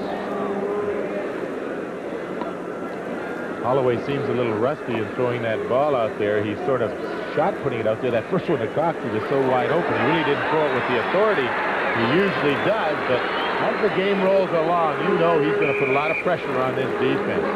They do make the first down. At the Winnipeg 32. A minute left in the third quarter now. First quarter score from out west. Argos leading Saskatchewan in the first quarter, 7-0. Well, for the details right now. Here's Holloway. A catch made out of bounds by Cox. He tried the right side against number 20, Charles Williams. So it is ruled incomplete. It'll be second down from the 32. Well, Cox and Williams have been in each other's back pocket a few times this afternoon. This time Cox goes for the interception again. He doesn't get it, but Holloway with that little fake and run play on first down throws the ball well here. You can see it just go through the arms of Williams. A great shot there by our cameraman, and Cox making the reception out of bounds. Second down, 10. Look out. Boy, I am happy for Holloway that that he heard some footsteps thundering up and moved. He was going to get blindsided there. As it was, he's taken down for a loss on the play. But Toogood was looping around from the blind side of Holloway. Reed made the tackle finally. Excuse me, Don, when I jump in like that and yell, look out, because I've been there enough times to know that it hurts. Well, he can't hear you. Let's put a mic on him or a receiver or something. Well, he's got a vest to protect himself. He can use all the warnings that we can possibly manage. Field goal attempt now. Jerry Organ, it'll be from the 43-yard line. But he's got a good strong wind behind him right now if it stays up. A good strong leg, too. There it is. 3 points. Riders increase their lead to 5. The final play of that quarter. It is 18-13 now. The score at the end of the third quarter. Ottawa leading by 5. In its time, the telegraph was a miracle of communications. And so, at Canadian Pacific, we used it to help run the railway. Then, in 1883, we offered our telegraph service to the public. And ever since, communications has been an important part of our service. In recent years, as CNCP Telecommunications, we've been innovators in this fast-developing industry. Speed, efficiency, and the need for more and varied services has been our constant challenge. Soon, we hope to revolutionize office work with our new Infotex word processing system. It will handle your mail, keep your files, print a report, or connect you instantly across the country or around the world. And what's next for us at Canadian Pacific? Perhaps this. Laser beams and a glass wire. Fiber optics. The new miracle of communications. Today's Canadian Pacific. We're proud of yesterday, but we're planning for tomorrow. Come on, Guy. Let me show you some driving tricks. In my Monte Carlo? Sure. Hey, you know, this isn't bad. Comes with turbo, too. I know. Look how she's taking this corner. I know. Hey, I guess there is more to Guy Lafleur than just hockey sticks. Hey, you got a pair of skates? Touché. That's my Chevy. At General Motors, we're committed to leadership in fuel efficiency. While we get ready for this kickoff, let's give some baseball scores your way. It's all tied between Toronto and Baltimore. That's after 8 innings, or in the 8th inning. Philadelphia leading St. Louis after 5, 7-0. 2-0 for Montreal now over Pittsburgh. They finally got that game underway after or in the bottom of the first. We begin the fourth quarter here at Lansdowne Park at a 14-yard return by William Miller at the 40-yard line. Jim Reed made the tackle. 18-13. Ottawa leading. The one thing we have to remember is that Winnipeg has that brisk east wind that is blowing straight downfield in this fourth quarter. If anybody doubts the Bombers can come back, just check with the Calgary Stampeders. They'll verify it. Miller not getting very much this time. The Soviet is there with Greg Marshall to pull him down. The gain is 2. Second down and 8 to come now.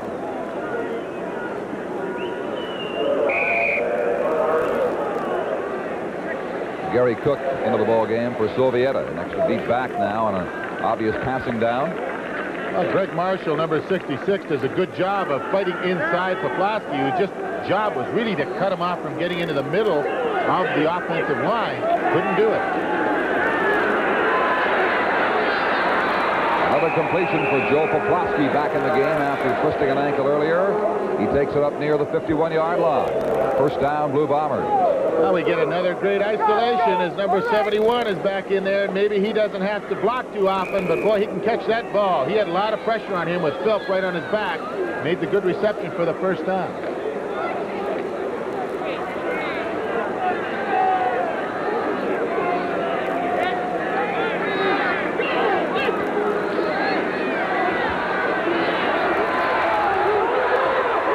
Pretty pass. Completion made down there. Number 31, Rick House, down the sidelines, had it all the way.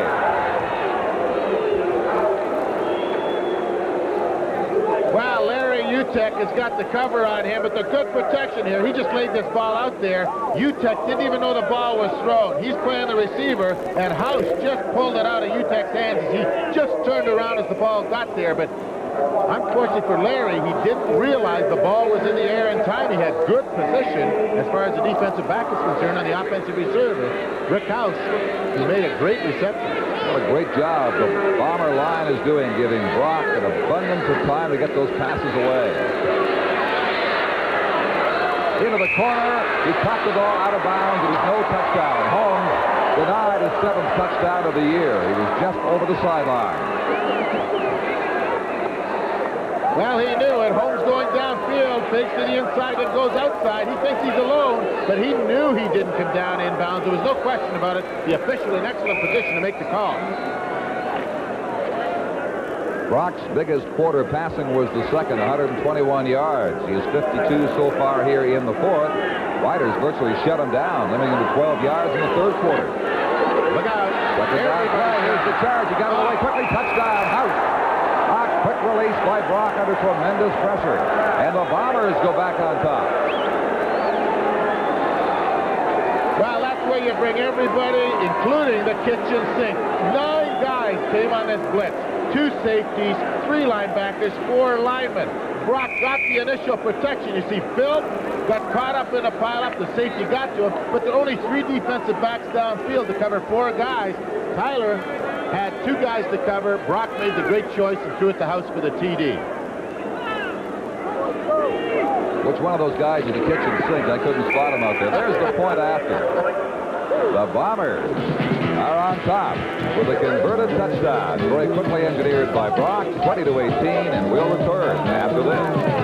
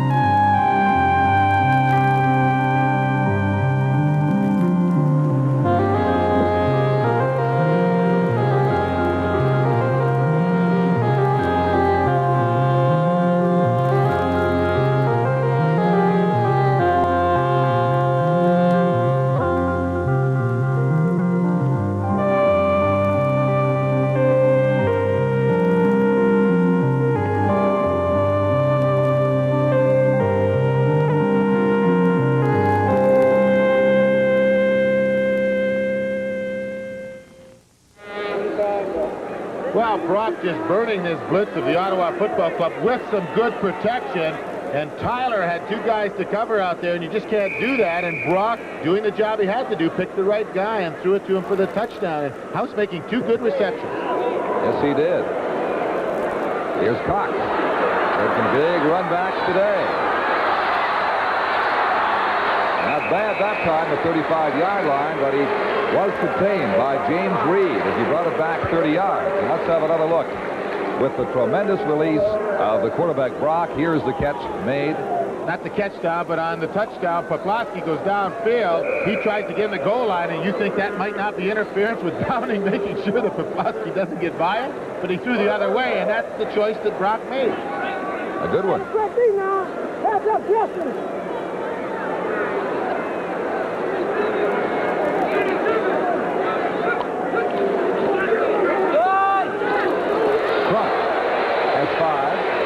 About 8 yards. He steps out of bounds up near the 43.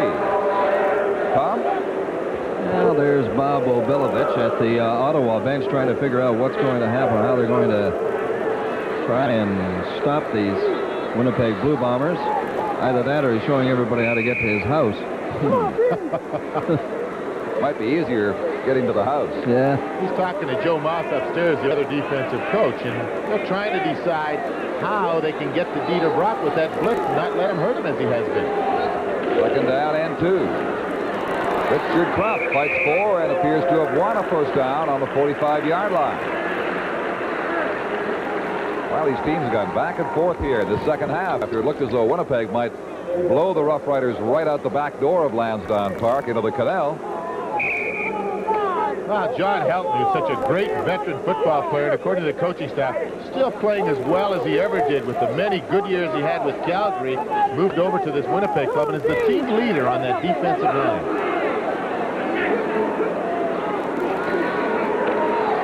Holloway lobs it up too far for Murphy. He led him too far with the pass. Well, we told you at the beginning of today's game that Jerry Organ was whittling away there, trying to pass Larry Robinson as the second highest scorer in the CFL. Of course, Cutler has that all wrapped up with 1,000. I think it's 1,558 going into last night's game. But Organ picking away at it. Won't be long before he passes Larry Robinson. Would have passed him by now. He did not take it a year of retirement a couple of seasons ago, Jerry Organ. Had to bring that up, I guess, huh? He'll catch him. Holloway's pass to Cox, couldn't handle it, too close to the sideline. Would have been out of bounds anyway. Sid Justin covering him, number 26 for the Blue Bombers. Well, one of the few times the Winnipeg Blue Bombers brought on a blitz. Jim Reed came out and bobbed too good. Did a pretty good job in the defensive secondary by Justin in covering Cox going out of bounds. And Conridge not quite as sharp as he probably would like to be, but when you miss a month of action, especially when you can't run, and he had that groin injury, you really lose a little bit of that timing in throwing that ball. He's also got that leg all taped up, Russ. Now, I suppose that's preventive and protective measures. I would think so. Organ punts it away. Holmes lost his balance there for a moment, comes up with the ball, and doesn't get very far. Loses yardage back at the 20-yard line. Glenn Cook, number 22, took him down. 40-yard punt that time. I'll remind you that a week from today, you've got the game Saskatchewan versus Edmonton on CBC. Other games on the Sunday, Hamilton, Montreal, Ottawa, Toronto, the BC Lions in Calgary. That game is on Saturday. That's the menu for next weekend in the Canadian Football League.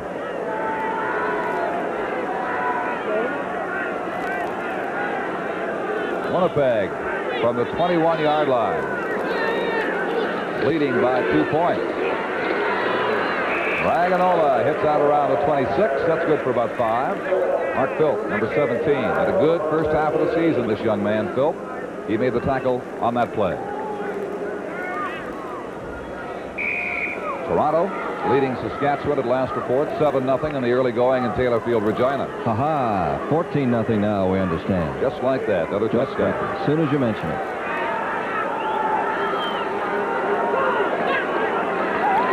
Flag has been dropped. Miller out to about the 28. He is short of the first down, but the penalty will have a bearing on what happens in this play. Ottawa may have moved early.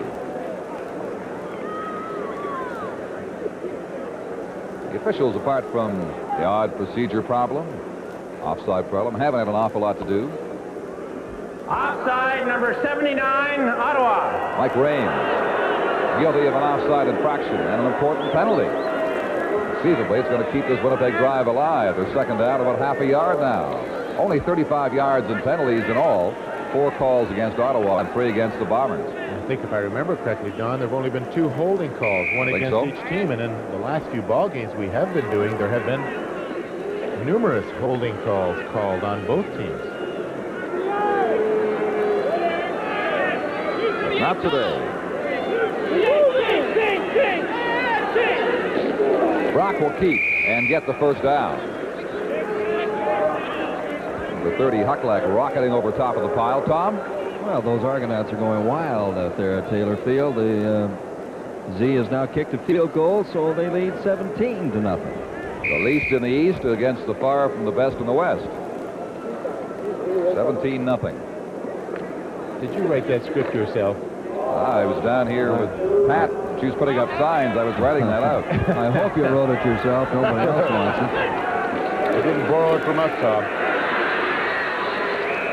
The 35-yard line is Miller. He's got himself 3. I'll make it second down 7. Rick Sovieta, former Toronto Argonaut, number 75 with the tackle. Well, let's see if I can get a deciding run on the baseball game. It's 2-2 at last report in Toronto.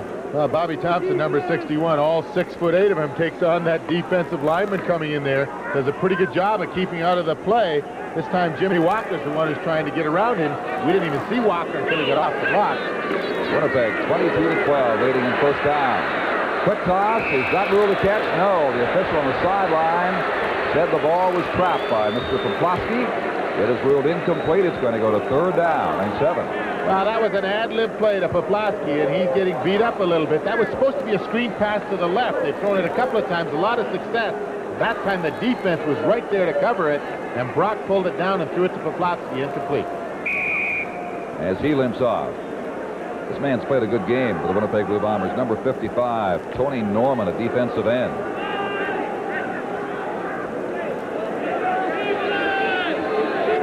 Bob Cameron.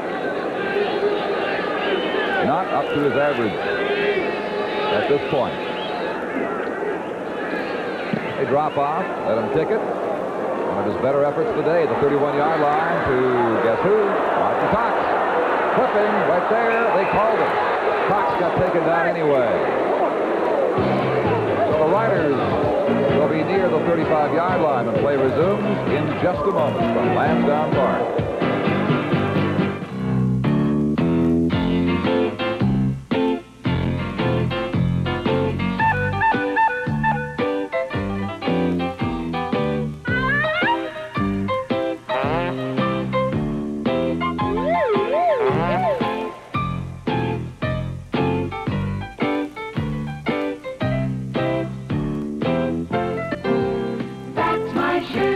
General Motors, we're committed to leadership in fuel efficiency.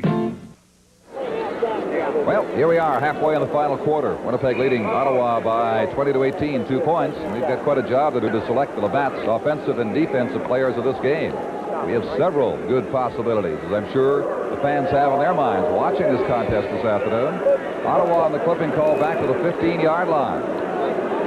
Starting deep with Condridge Holloway. Play action fake to Crump. He gets rushed out. Swings a wide screen out.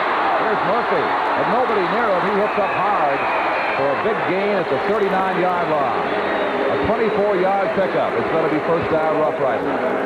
Vince Faison made the bomber tackle. Now Holloway using a lot of fake on first down here, faking inside to Crump. He wanted to run the ball. Then he had 2 receivers out here. Actually, one of them an offensive blocker, number 65, Wes Phillips. I think Murphy had some indication to maybe lateral it off to Phillips and block for him. Phillips could never quite catch up to throw a block for him, but Murphy made a big first down.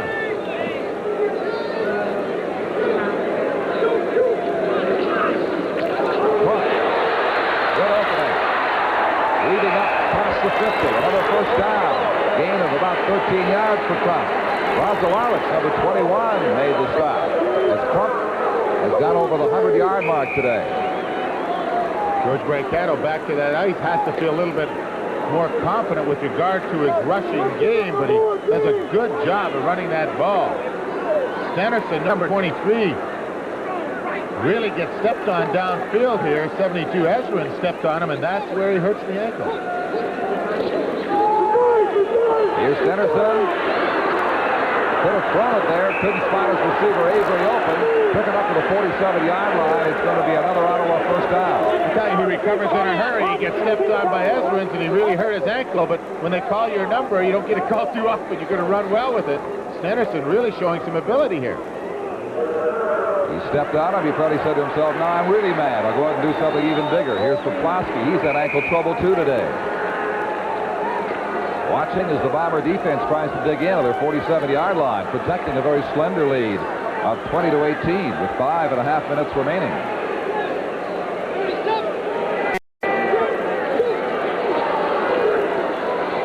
Holloway, sidelines, good catch by Cox. He is inbound. A gain of about 9. I'll tell you, when you're looking at outstanding players, Cox with this Ottawa club has done so much for them today offensively. There have been a lot of them, but he's been the one that's made some big plays, not only catching that ball, but you see how he got his foot down in bounds. You only need one down in bounds for that completion, and a great catch, and came down perfectly to stay in bounds and make the reception, giving them a 2nd-and-1 situation. His 4th today, and Cox heads right this time.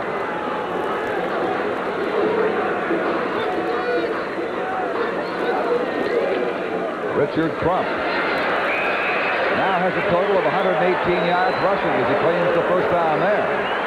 Reggie Pearson, number 8, brought him down. Do you think that he's trying to prove a point to this Winnipeg club and the Winnipeg coaching staff? He's got a lot of friends out there he's playing against.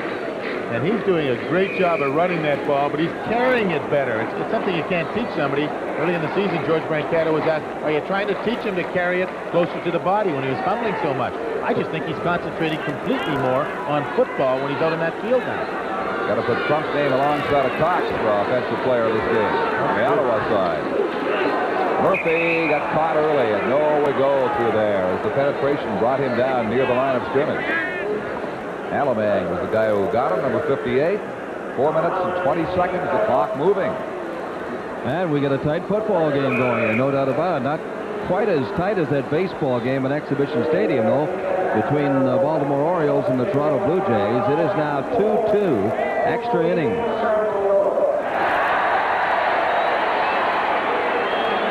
Montreal leading their game with the Pittsburgh Pirates at Olympic Stadium. The crowd just cheered about as that was announced. Second down, 9. Holloway is threw it away, and the rule he threw toward an ineligible receiver, number 52, who is his tackle on the left side, Pat Starr. Have intentionally grounding the ball, number 7, Ottawa. Intentionally grounding it because of the fact that he had no eligible receiver there. Well, he doesn't have much he can do here. Holloway was in trouble from the time he got outside. He got good pursuit there by number 55, Tony Norman, who's been playing well defensively, and he just tried to get away from that ball, and Staub didn't touch it. He wanted to knock it down, make sure nobody intercepted it, but there was just no offensive receiver anywhere around there, and the referee, Bill Dell, had to call intentional grounding. So it's third down 15. Tough field goal attempt, the same one that they tried, 49 yards against that wind. Well, Morgan is on. The Riders have the lead. If not, the Bombers give up 1 point here. Faison says, nope, bring it out. Not very far. I would question that decision. And I thought I saw Ray Yock indicating 1 point. And he is not very happy right now because Faison chose to run the ball out and start his team off deep. Well, that's a bad call and something you just don't want to happen this late. And Faison knows it. You know, he doesn't really want to go to the bench right now. He wishes he could stay out in the playing field, play offense for a while, because he knows there's trouble over by the bench. He's waiting for him. He'll take the long way in. I think Ray may have a word. He's not going to let the guy upstairs hear what he's going to say to him either. Off the Christmas list right now. Yes, no card for him at Christmas. There he goes. And here go the Bombers from their 2-yard line. Dangerous territory. Miller gives them a little room as he squirts through to about the 7 or 8 yard line. We have 2 minutes and 57 seconds left. Winnipeg 20, Ottawa 18. Stay with us. With Firestone tires on your car, you benefit from a world of experience. Experience in engineering radial tires that deliver long, low-cost, fuel-saving mileage. Tires with dependable strength and stamina that comes from advanced design and careful quality control. Tires that meet the needs of the 80s. From Firestone. Beneath their space-age exteriors, most new hi-fi receivers feature conventional power supplies and tuning from the days of Marconi. The new Sony receiver features an advanced pulse power supply and computerized tuning. At Sony, we didn't just update an old receiver and call it new. We reinvented it.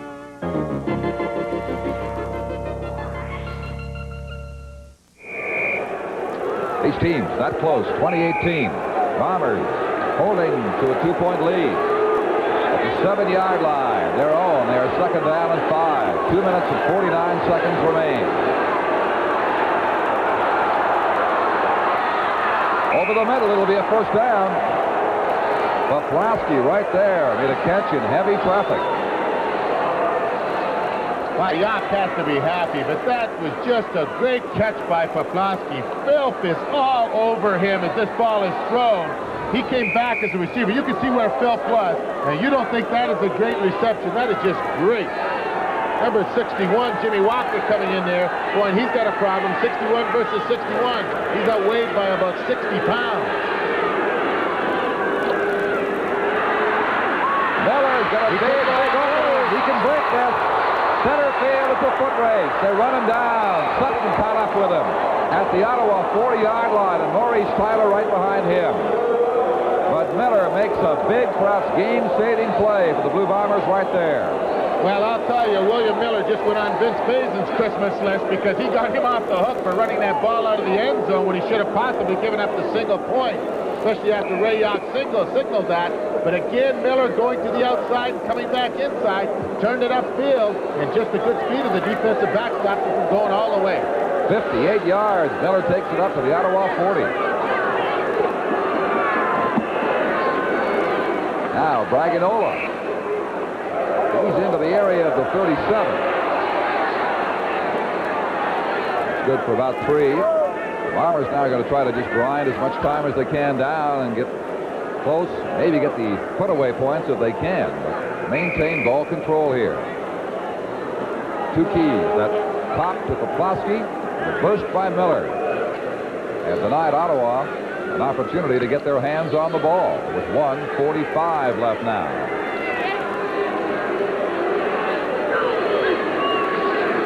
Quick toss, drop, House, had it, Downing, charging him, and he could not hang on. It will be 3rd down. So now, Kennard is set on by Ray Yock with 1 minute and 40 seconds remaining. He is ticked from 49 yards out earlier this season. He does have the following wind this time, and he's going to mark a field goal attempt from the area of the 45. On prior to the game, he made 2 in a row from exactly the center field stripe, kicking with this wind, so you know how brisk it really is. Brock is the holder for him. It's long enough. It's wide. Cook coming out of the end zone. Eating up a lot of time. 1:28 left as he reaches the 12-yard line. Well, if he'd given it a point, of course, a field goal then would only tie it for the Rough Riders. He was intent on getting it out. I don't think George Brancat will be too upset about that. Well, that's where you have to make a decision as a coach. You have to decide whether you want to go for the tie or the win. Right now, they're saying we want to try and win the ball game. If you give up the single point, then you're saying, okay, a field goal will tie it. So he brought it out to about the 12-yard line. If they had given up the single point, he would have gotten it to 35. So it's questionable, and you can second-guess that one all you want. And there is a candidate for the outstanding player of this game, William Miller. White is starting about as deep as the Bombers did earlier. A long bomb downfield, just too far for Cox. Being covered by number 26, Sid Justin. So it is down to 1:22 with 2nd down coming up. I tell you, Sid Justin will be glad to see the end of Martin Cox. He's done a great job of putting some pressure on that cornerback. Our cameraman in the background there getting some great shots for us on the sidelines.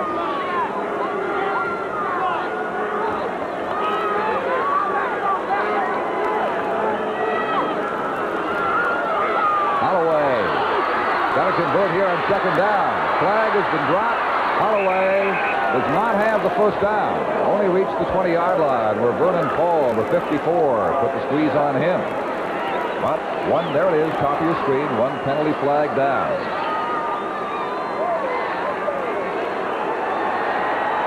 Against the bottom. Number 74, Winnipeg. Face guard call against the Comet Burley.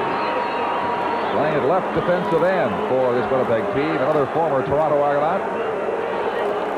Conrad Holloway going to the outside, got some good pressure on him here. He turned it back inside, but there was a face mask called on him. Comet Burley, number 74. Wasn't actually around the play, I don't think. Somewhere out of the play. Holloway through the hands of Richard Trump up near the 40-yard line. Another penalty flag is down. Way downfield with 1:09 remaining. Now there's a lot of time left in this ball game as Bill Dahl comes over and tells us who it is on. Pass interference, number 9, Winnipeg. Faison, who gave up the point in the end zone against Yock's instructions, now is called for pass interference, not near the intended receiver, but elsewhere downfield.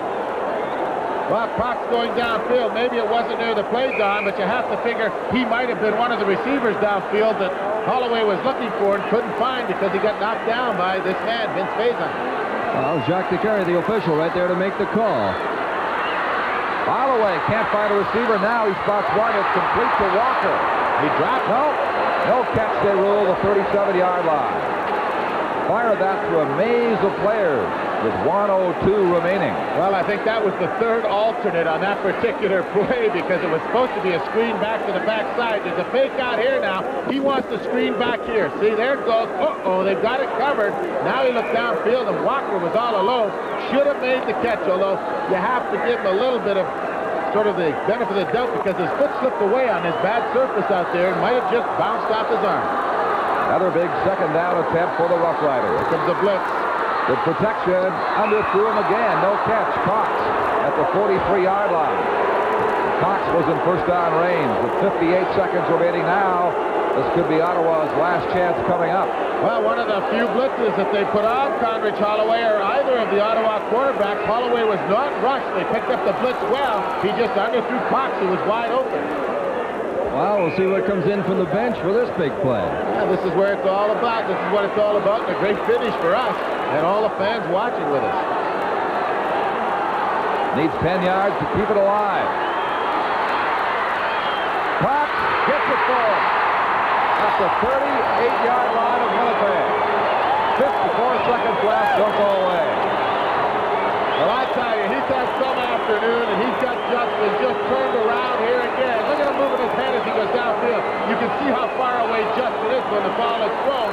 But a good receiver coming downfield. He's moving his head, moving his arm, giving that defensive back a lot to look at. Cox left, Walker right. 38-yard line of the Bombers. Clock moving. 42 seconds now. Richard Crump slips and will lose a yard of the 39. He's tagged down by Leo Esmond. Well, Holloway's looking across at Brancano, and I think they're going to call the timeout now. He better get to that referee because he's the one that can call the timeout. They have called it. Ottawa has called the timeout with 39 seconds remaining on the clock. And so we'll take a timeout here with the score: Winnipeg 20, Ottawa 18 in Ottawa. Canada, we've been working hard for years so that you have the energy you need today. You have voluntary industry conservation programs which have significantly cut energy use. You have natural gas. In fact, you produce more total energy than you consume. You have active programs to capture energy from the sun. This is only the beginning. You're going to need more energy in the future, and we're working on it, but we need your help to conserve it. Energy, you have what it takes. Tony Gabriel trying to block out there. Number 72 again seems to get tied up with Crump and the blocker. The man he's trying to block and sort of limps out of that a little bit, but I'm sure he's tough enough. He's not going to get out at this time of the ball game. He's going to be in there playing. Ottawa wants to get it as close as they can for Jerry Orga to attempt to win this game. It is 20-18, a 2-point lead for the Blue Bombers over the Rough Riders. 39 seconds left. It's a second down, 11 coming up.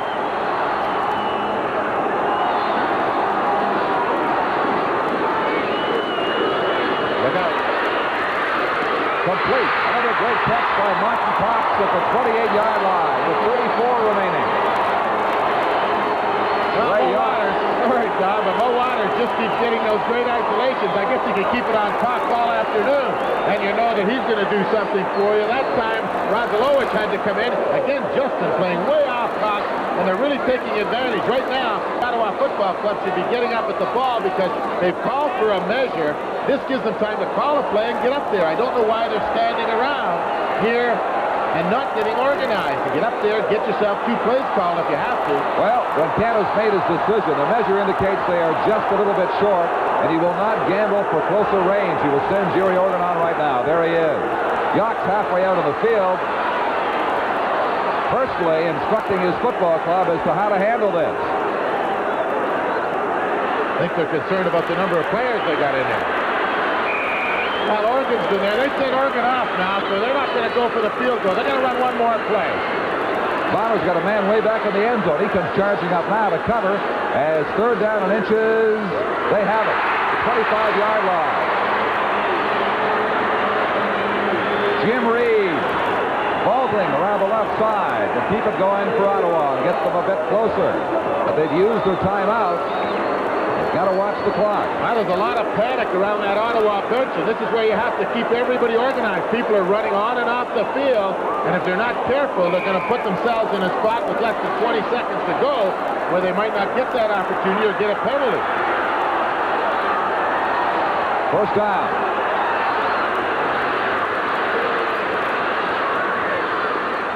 Here is Crump. He's got to get down in a hurry. 3 seconds remaining.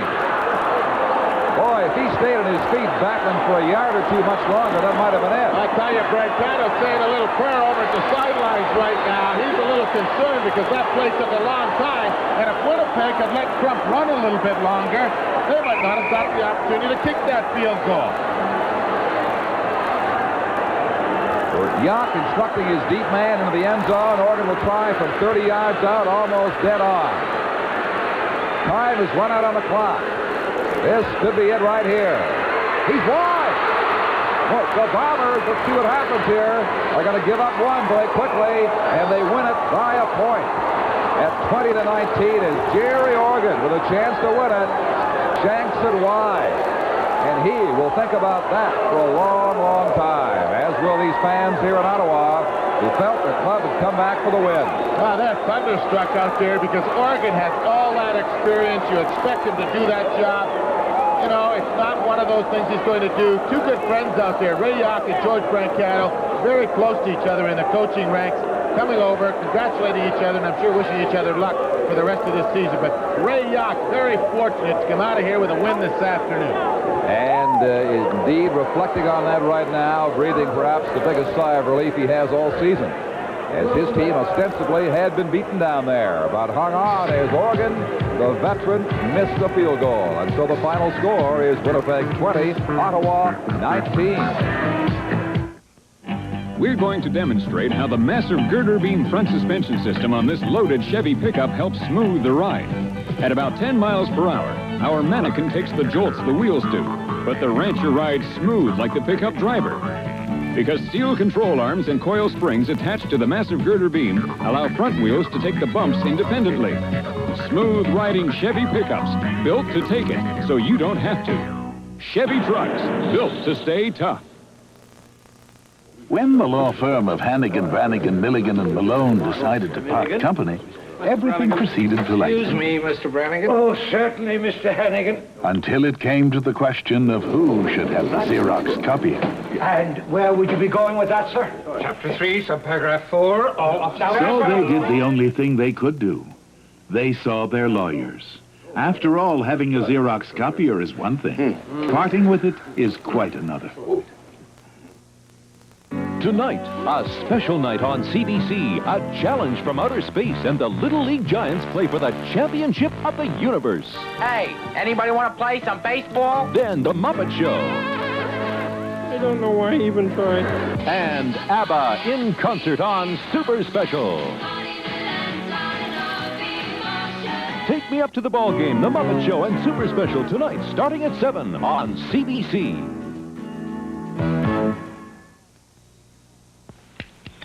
How long does it take to get fit? Well, not long. A half hour a day of swimming or jogging or tennis, but it has to be regular. Because although it doesn't take long to become fit, it also doesn't take a long time to get unfit.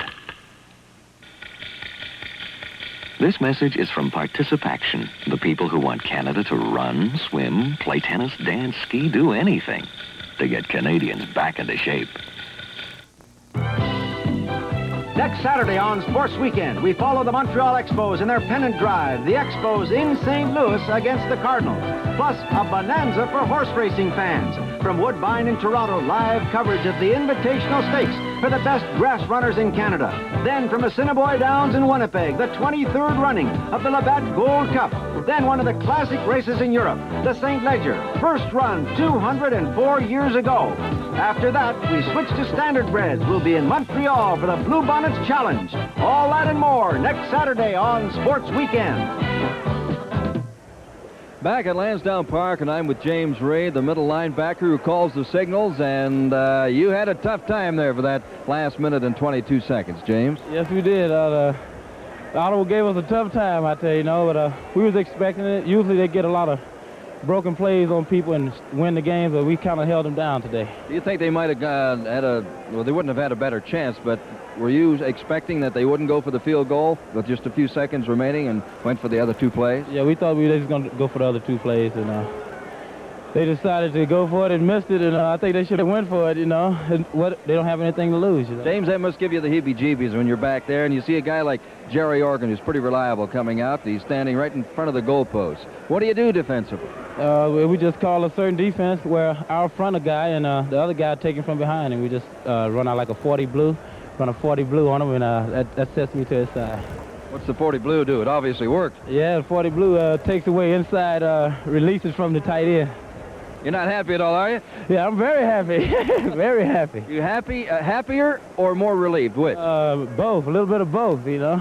Whatever. It'll make for a more pleasant ride home, won't it? That's right. Everything will be happy and smiles. Usually the Blue Bombers go home with their heads down and going home like losers, But now we're at a point where we can put a team together and we're coming on pretty strong. I tell you, we hear good stories about the Winnipeg Blue Bombers, and defensively, you get a couple of more guys in there, you're going to be something to deal with in this CFL, right? That's right. What do you figure you need? I figure we just need a little bit more, I'll say a little bit more get together, like a few guys don't really know the plays yet. We got people in and out of camp. We just need a little bit more experience, that's all. Well, you get it when you win. You get more experience when you win than when you lose. Thank you very much, James. Nice talking to you. Let's talk to the Labatt Offensive Player of the Game, Joe Poplawski, who we were talking to earlier. And I guess the plane ride, although a happy one for you, is you're going to have a couple of aches and pains on the way back. Yeah, I certainly am. My ankle was bothering me quite a bit in the second half. Twice I was tackled and I landed on it wrong, and opposition, one of the Ottawa players landed on it, and it seemed to bother me there in the second half. That was that play over on the far side, wasn't it? Yeah, there was one there, and then there was another one where I thought I caught the ball, but the referees disallowed it, and number 17 from Ottawa landed on me, and I twisted the ankle a second time. Joe, we're going to take a look at a couple of plays. I'm not exactly sure what they're going to be myself, but let's take a look and you can pick it up. Well, this one, Dieter's just rolling out to the right, and he told me to run a post pattern, but the safety came over to my side, so I cut it off short. And once again, Dieter was right on the money, and it was just a simple catch. Joe, when you're aching with some pulled muscles and whatnot, and you have to turn around in a backward situation like that and back into the defenders, you must hear footsteps, do you? Not really. It's after you catch the ball that things start to bother you. Here's another one where, once again, Dieter hit me right on, and all I had to do was hang on to the ball. Well, I'll tell you, you had a great afternoon. I want to see you when you're completely healthy. Well, we have 2 weeks off now, and I'm really looking forward to it. Going to go back home. By the way, I want to say hello to my mother back in Edmonton. And okay. Hi, Mom. Hi, Mom. How you doing? And I'm really looking forward to these 2 weeks off, and I can hopefully recuperate fully. Well, it's nice with the record you've got right now, too, with the Blue Bombers. Yeah, well, we're 6-4 now. We've got 5 wins going for us, and I remember 2 years in a row we had the same thing going for us, and it was against Ottawa. We knocked them off, but we lost the one right after that. Hopefully this year we'll just keep on rolling, and who knows, go undefeated for the rest of the year, maybe. Well, you wedged yourself into second place today. Yeah, BC does have a game in hand, but when we come back, we meet BC head-to-head, so we're going to be ready for that one. Joe, give me your honest appraisal of this Eskimo club. Everybody else seems to think that there's no way they can be toppled. Well, they are a tough team, but nobody's unbeatable. That's the way I look at it, and I feel if there's anybody who can knock them off right now, we're riding pretty good. Maybe we can do it. You never know. You got to get those fans in Winnipeg behind you. They should be behind you now. Well, let's hope so. I'm praying for a packed house when we play BC. Good idea. Joe, thanks very much. Good game. Thank you. Now, let's go upstairs and check in with Don Chevrier. Don? Okay, Tom, and Joe's mother out in Edmonton is probably the only lady in that city cheering for the Winnipeg Blue Bombers. The rest, of course, all in praise of the Eskimos, who had a big game last night with the BC Lions, and as it turned out, it was all Edmonton once again. Highlights now from Empire Stadium in Vancouver. Irrespective of who the near 30,000 at Empire Stadium were cheering for, they all stood and cheered to courageous Terry Fox as he made his first public appearance since entering hospital at the game that was dedicated to appreciation of the things he has done in the past weeks. And on the field, the BC Lion highlights you could count in your left hand. Roy DeWalt again at the helm for the Lions. He started well. Their first offensive play of the game, DeWalt found Leon Bright out in the left flat on a seemingly innocent pass play, one that turned into a 58-yard foot race. So Bright used his great speed and got a few blocks to scamper down to the Edmonton 1, where his touchdown attempt was spoiled by the effort of Joe Holloman. Then came the Edmonton Eskimos' first message of the night. DeWalt needed 3 tries to convert the Bright run into a touchdown. On 3rd and goal, he did it himself as he ran to the right. Edmonton added 2 field goals to make it 7-6. Then the tide turned. Leon Bright again on the kickoff following Cutler's second 3-pointer. He spoils a 31-yard run, fumbling the ball on the Lions' 46-yard line. As they most often do, Edmonton jumped on the opportunity, converted the mistake into a touchdown. Warren Moon deep to little-used Waddell Smith, and the Eskimos jumped ahead to stay. In the second half, they started with the score 20-7 and kept going. 4 minutes into the half, Edmonton did it again. Warren Moon to Jim Germany on the draw. Germany makes the 35-yard trek unobstructed. 4 minutes after that one, they did it again to a by then broken BC Lion defense. Warren Moon over Hal Lund to find Tommy Scott in the end zone, 34-7. Rookie DeWalt provided another of the very few BC highlights in the final quarter as he made this 44-yard scamper, but he was forced to leave the game a short time later with an elbow problem. That brought in Joe Powpow against the better judgment of the coaches, although DeWalt was able to stay long enough to get his second touchdown of the game. When DeWalt went to the bench, Powpow had trouble. Former Lion Larry Highball rubbed in the verdict. He stepped in front of Al Sherritt, grabbed the Powpow pass, ran it back 39 yards to the major, put the Eskimos in a seemingly unreachable position atop the league standings. They are now 9-1. They won it 42-14. J. Paul McConnell with those highlights from Vancouver, and indeed a 6-point lead now after the Winnipeg win today for the Eskimos over the Blue Bombers. The BC Lions in 3rd place. Calgary Stampeders struggling right now for playoff survival are in 4th, and Saskatchewan playing Toronto. That game, of course, underway this afternoon, 17-0 at last report for the Argonauts over the Rough Riders at Taylor Field in Regina. The other game in the CFL yesterday was played in Hamilton last night, Ivor Wynne Stadium, between the Montreal Alouettes and the Hamilton Tiger Cats. A big game for both those teams. The Owls moving up, and as it turns out, the Cats going down. Let's look now at those highlights. 20,000 in the stands look on at Ivor Wynne Stadium. After 4 plays from scrimmage, the Alouettes are forced to punt. Jerry McGrath cracks out a good one. It goes all the way down to the 8-yard line. David Shaw takes off on a 102-yard return all the way for the opening score of the game. It was the longest punt return in the CFL this year, and only the 5th run back all the way for a touchdown. And the Tiger Cats led in the ball game by a score of 7-0. But hold on to your hard hats, Hamilton. On the subsequent kickoff, former Saskatchewan Rough Rider Al Chorney takes it at the Montreal 11 and returns it 99 yards. Again, it was the longest of the season and the first to go for a touchdown, and the first time there were back-to-back majors without at least one play from scrimmage between. Ruoff's wide field goal went for a single, and Hamilton led 8-7 when Jerry DiTilio went scrambling for his life. He eventually gets the pass away to the big Canadian from Bishop's University, Nick Araki. It was complete for 29 yards as the Owls started to move deep into Hamilton territory. The ball went to Green. He moved the ball to the 18-yard line. And watch now as DiTilio goes to the air again. He's looking for and finds Keith Baker. And the gain on the play is 14. The Cats rev up the defense as they have their backs to the wall, but they can't stop David Green as he goes in for the first offensive touchdown of the football game, and Montreal has the lead 15-8. Ruoff closed that to 15-11 as DiTilio, the #1 star of the game, sticks it on his hip and goes in unmolested with the convert good Montreal 22, Hamilton 11. Another Ruoff field goal had Hamilton back in the game at 22-14 when Bruce Lemmerman threw intending for DiPietro, but it's picked off by Randy Rhino, his 3rd of the game, 6th of the season. Randy returned it to midfield and went crashing into the far wall. Rhino, a great game for him, shaken up momentarily on the play, but not seriously injured, as the Alouettes stop the Tiger Cats and go on to win the game and a tie with Ottawa for first place in the Eastern Conference.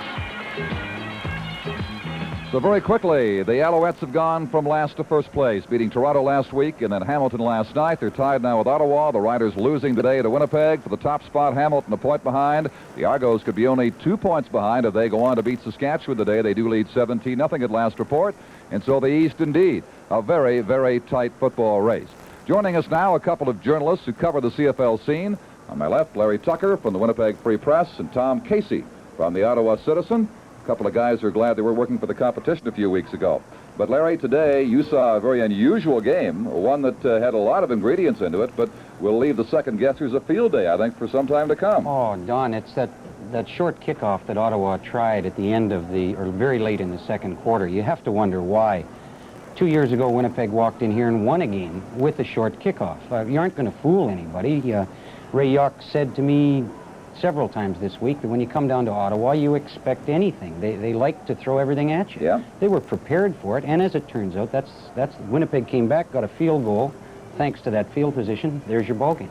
Well, Tom, the element of surprise has been very big here in Ottawa over the years, as Larry suggests, but I guess the biggest surprise is the fact that Jerry Organ missed not just the last one that could have won it, the last 2 field goal attempts he tried. That he's really made a reputation over the years of winning in the last minute or so. But the last 2 weeks, even in practice, I've noticed that he hasn't really been hitting the ball clean and sort of like shanking the ball and getting a knuckleball. You notice that on that kick from the 49 when they had a chance. He never hit that ball well. But, just speaking of second-guessing, we can also second-guess Carnage Holloway for throwing that ball away because it put them 6 yards deeper instead of having a 42-yard field goal with 2 minutes to go and a 49. That's a big difference, especially for a kicker like Oregon, who's not really like a Cutler who has a lot of power from 50. 42, 44 yards is probably his best range. Well, there were some anxious moments all around because just before they tried the final field goal that Oregon missed on, they said Richard Crump grinding and stumbling around in there, and if he hadn't fallen down when he did, they might not have had time to get it off.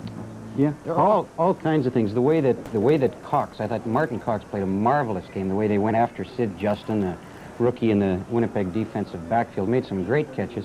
Joe Poplawski is just, how can you say enough about a guy like this? Every step he takes out there hurts, and he's the player of the game. Absolutely. Cox made some big plays, too, for the Ottawa Rough Riders, but this is the kind of game, and we don't see, frankly, that many of them in the CFL East. The fans, and not that many were here today, unfortunately, really got their money's worth on, I think. There's no doubt about it, and it was really interesting the way Jordan Case ran the Ottawa offense. Really, I think he had 1 yard passing in the first half, using Crump and everything. When Holloway came in the third quarter, he went to a completely different philosophy of offense. He started to work Cox to Justin and move the ball and everything like that. So, Ottawa's always been fortunate over the years of having the 2 quarterback system, and I think there's substance to believe that we may have it again. Well, it's also amazing. Of course, football players and football teams are made up of human beings, but Faison simply miscommunicating with Ray Yock in that one play when he didn't give the 1 point up. He ran out. Yock desperately trying to say take one, and of course chewed him out when he got to the bench. Just poor communication. He didn't get the chance to do it the second time. No. Oregon lined up down here in the last play of the game. Faison tried to get on the field, and Yock just about threw a bench at him. There was no way he was getting out there. Got the hook, did he? So to speak. Well, gentlemen, don't go away. We'll get back to you in just a few moments here. I understand that Ray Yock has agreed to come back out in the Blue Bomber locker room after this very narrow victory his team has scored over the Ottawa Rough Riders today. So let's go down and join Coach Yock of the Bombers now in conversation with Tom McKee. Right, Don, we want to find out what his thoughts were about that short kickoff there near the end of the first half. Oh, near the end of the first half? Well, I was, we had worked on, Ottawa short kicking. They do a lot of it during the year. So it was no surprise at all. It was no surprise. I was just thankful that we got the football because, you can lose field position. If they would have gotten it, they'd had a chance to score a field goal. When it happened, I thought it was good because we had an opportunity to drive in, and we eventually got a field goal out of it, which put us back a little bit better in the ballgame. You really owned the Ottawa Rough Riders in the first half. Yeah, I thought that Brock just did an excellent job in the short game and calling the plays. We were running the ball a little bit, and I thought offensively he really moved the team and did well. He must have had a pretty high pass percentage in the first half, and must have had quite a few yards. Were you a little bit disappointed that couldn't put more points on the board, though? Well, that's absolutely right. I felt like almost like when we'd played Toronto that time. We'd move the ball very well, control the ball game, but we didn't have any points, and we didn't have enough points in the first half. And then, of course, we had to hang on because Ottawa just came roaring back. I thought Ottawa just did an excellent job in the second half, and they've got I think they're the best football team in the East. That was a tough 30 minutes, the second half, no doubt about that, head-to-head and stride for stride, pass for pass, and so on. I thought you were going to have a fit when Faison did what he did. Well, it's one of the things that happen. Sometimes the players don't understand where they are on the field, and I think that Vince, who's been a really good football player for us and done very well in those situations, just made a little misjudgment at that time, but that's all part of the game. We've had some great football games over here, very exciting games, and as I say, it's the old Canadian game, and that's the way it went. Well, listen, you got out of that jam anyway, and you got back up toward midfield, and everything worked out for you. No doubt about that at all. It must be difficult to stand on the sidelines for the last minute and a half of a game like this. Well, it was, you know, because when it boils down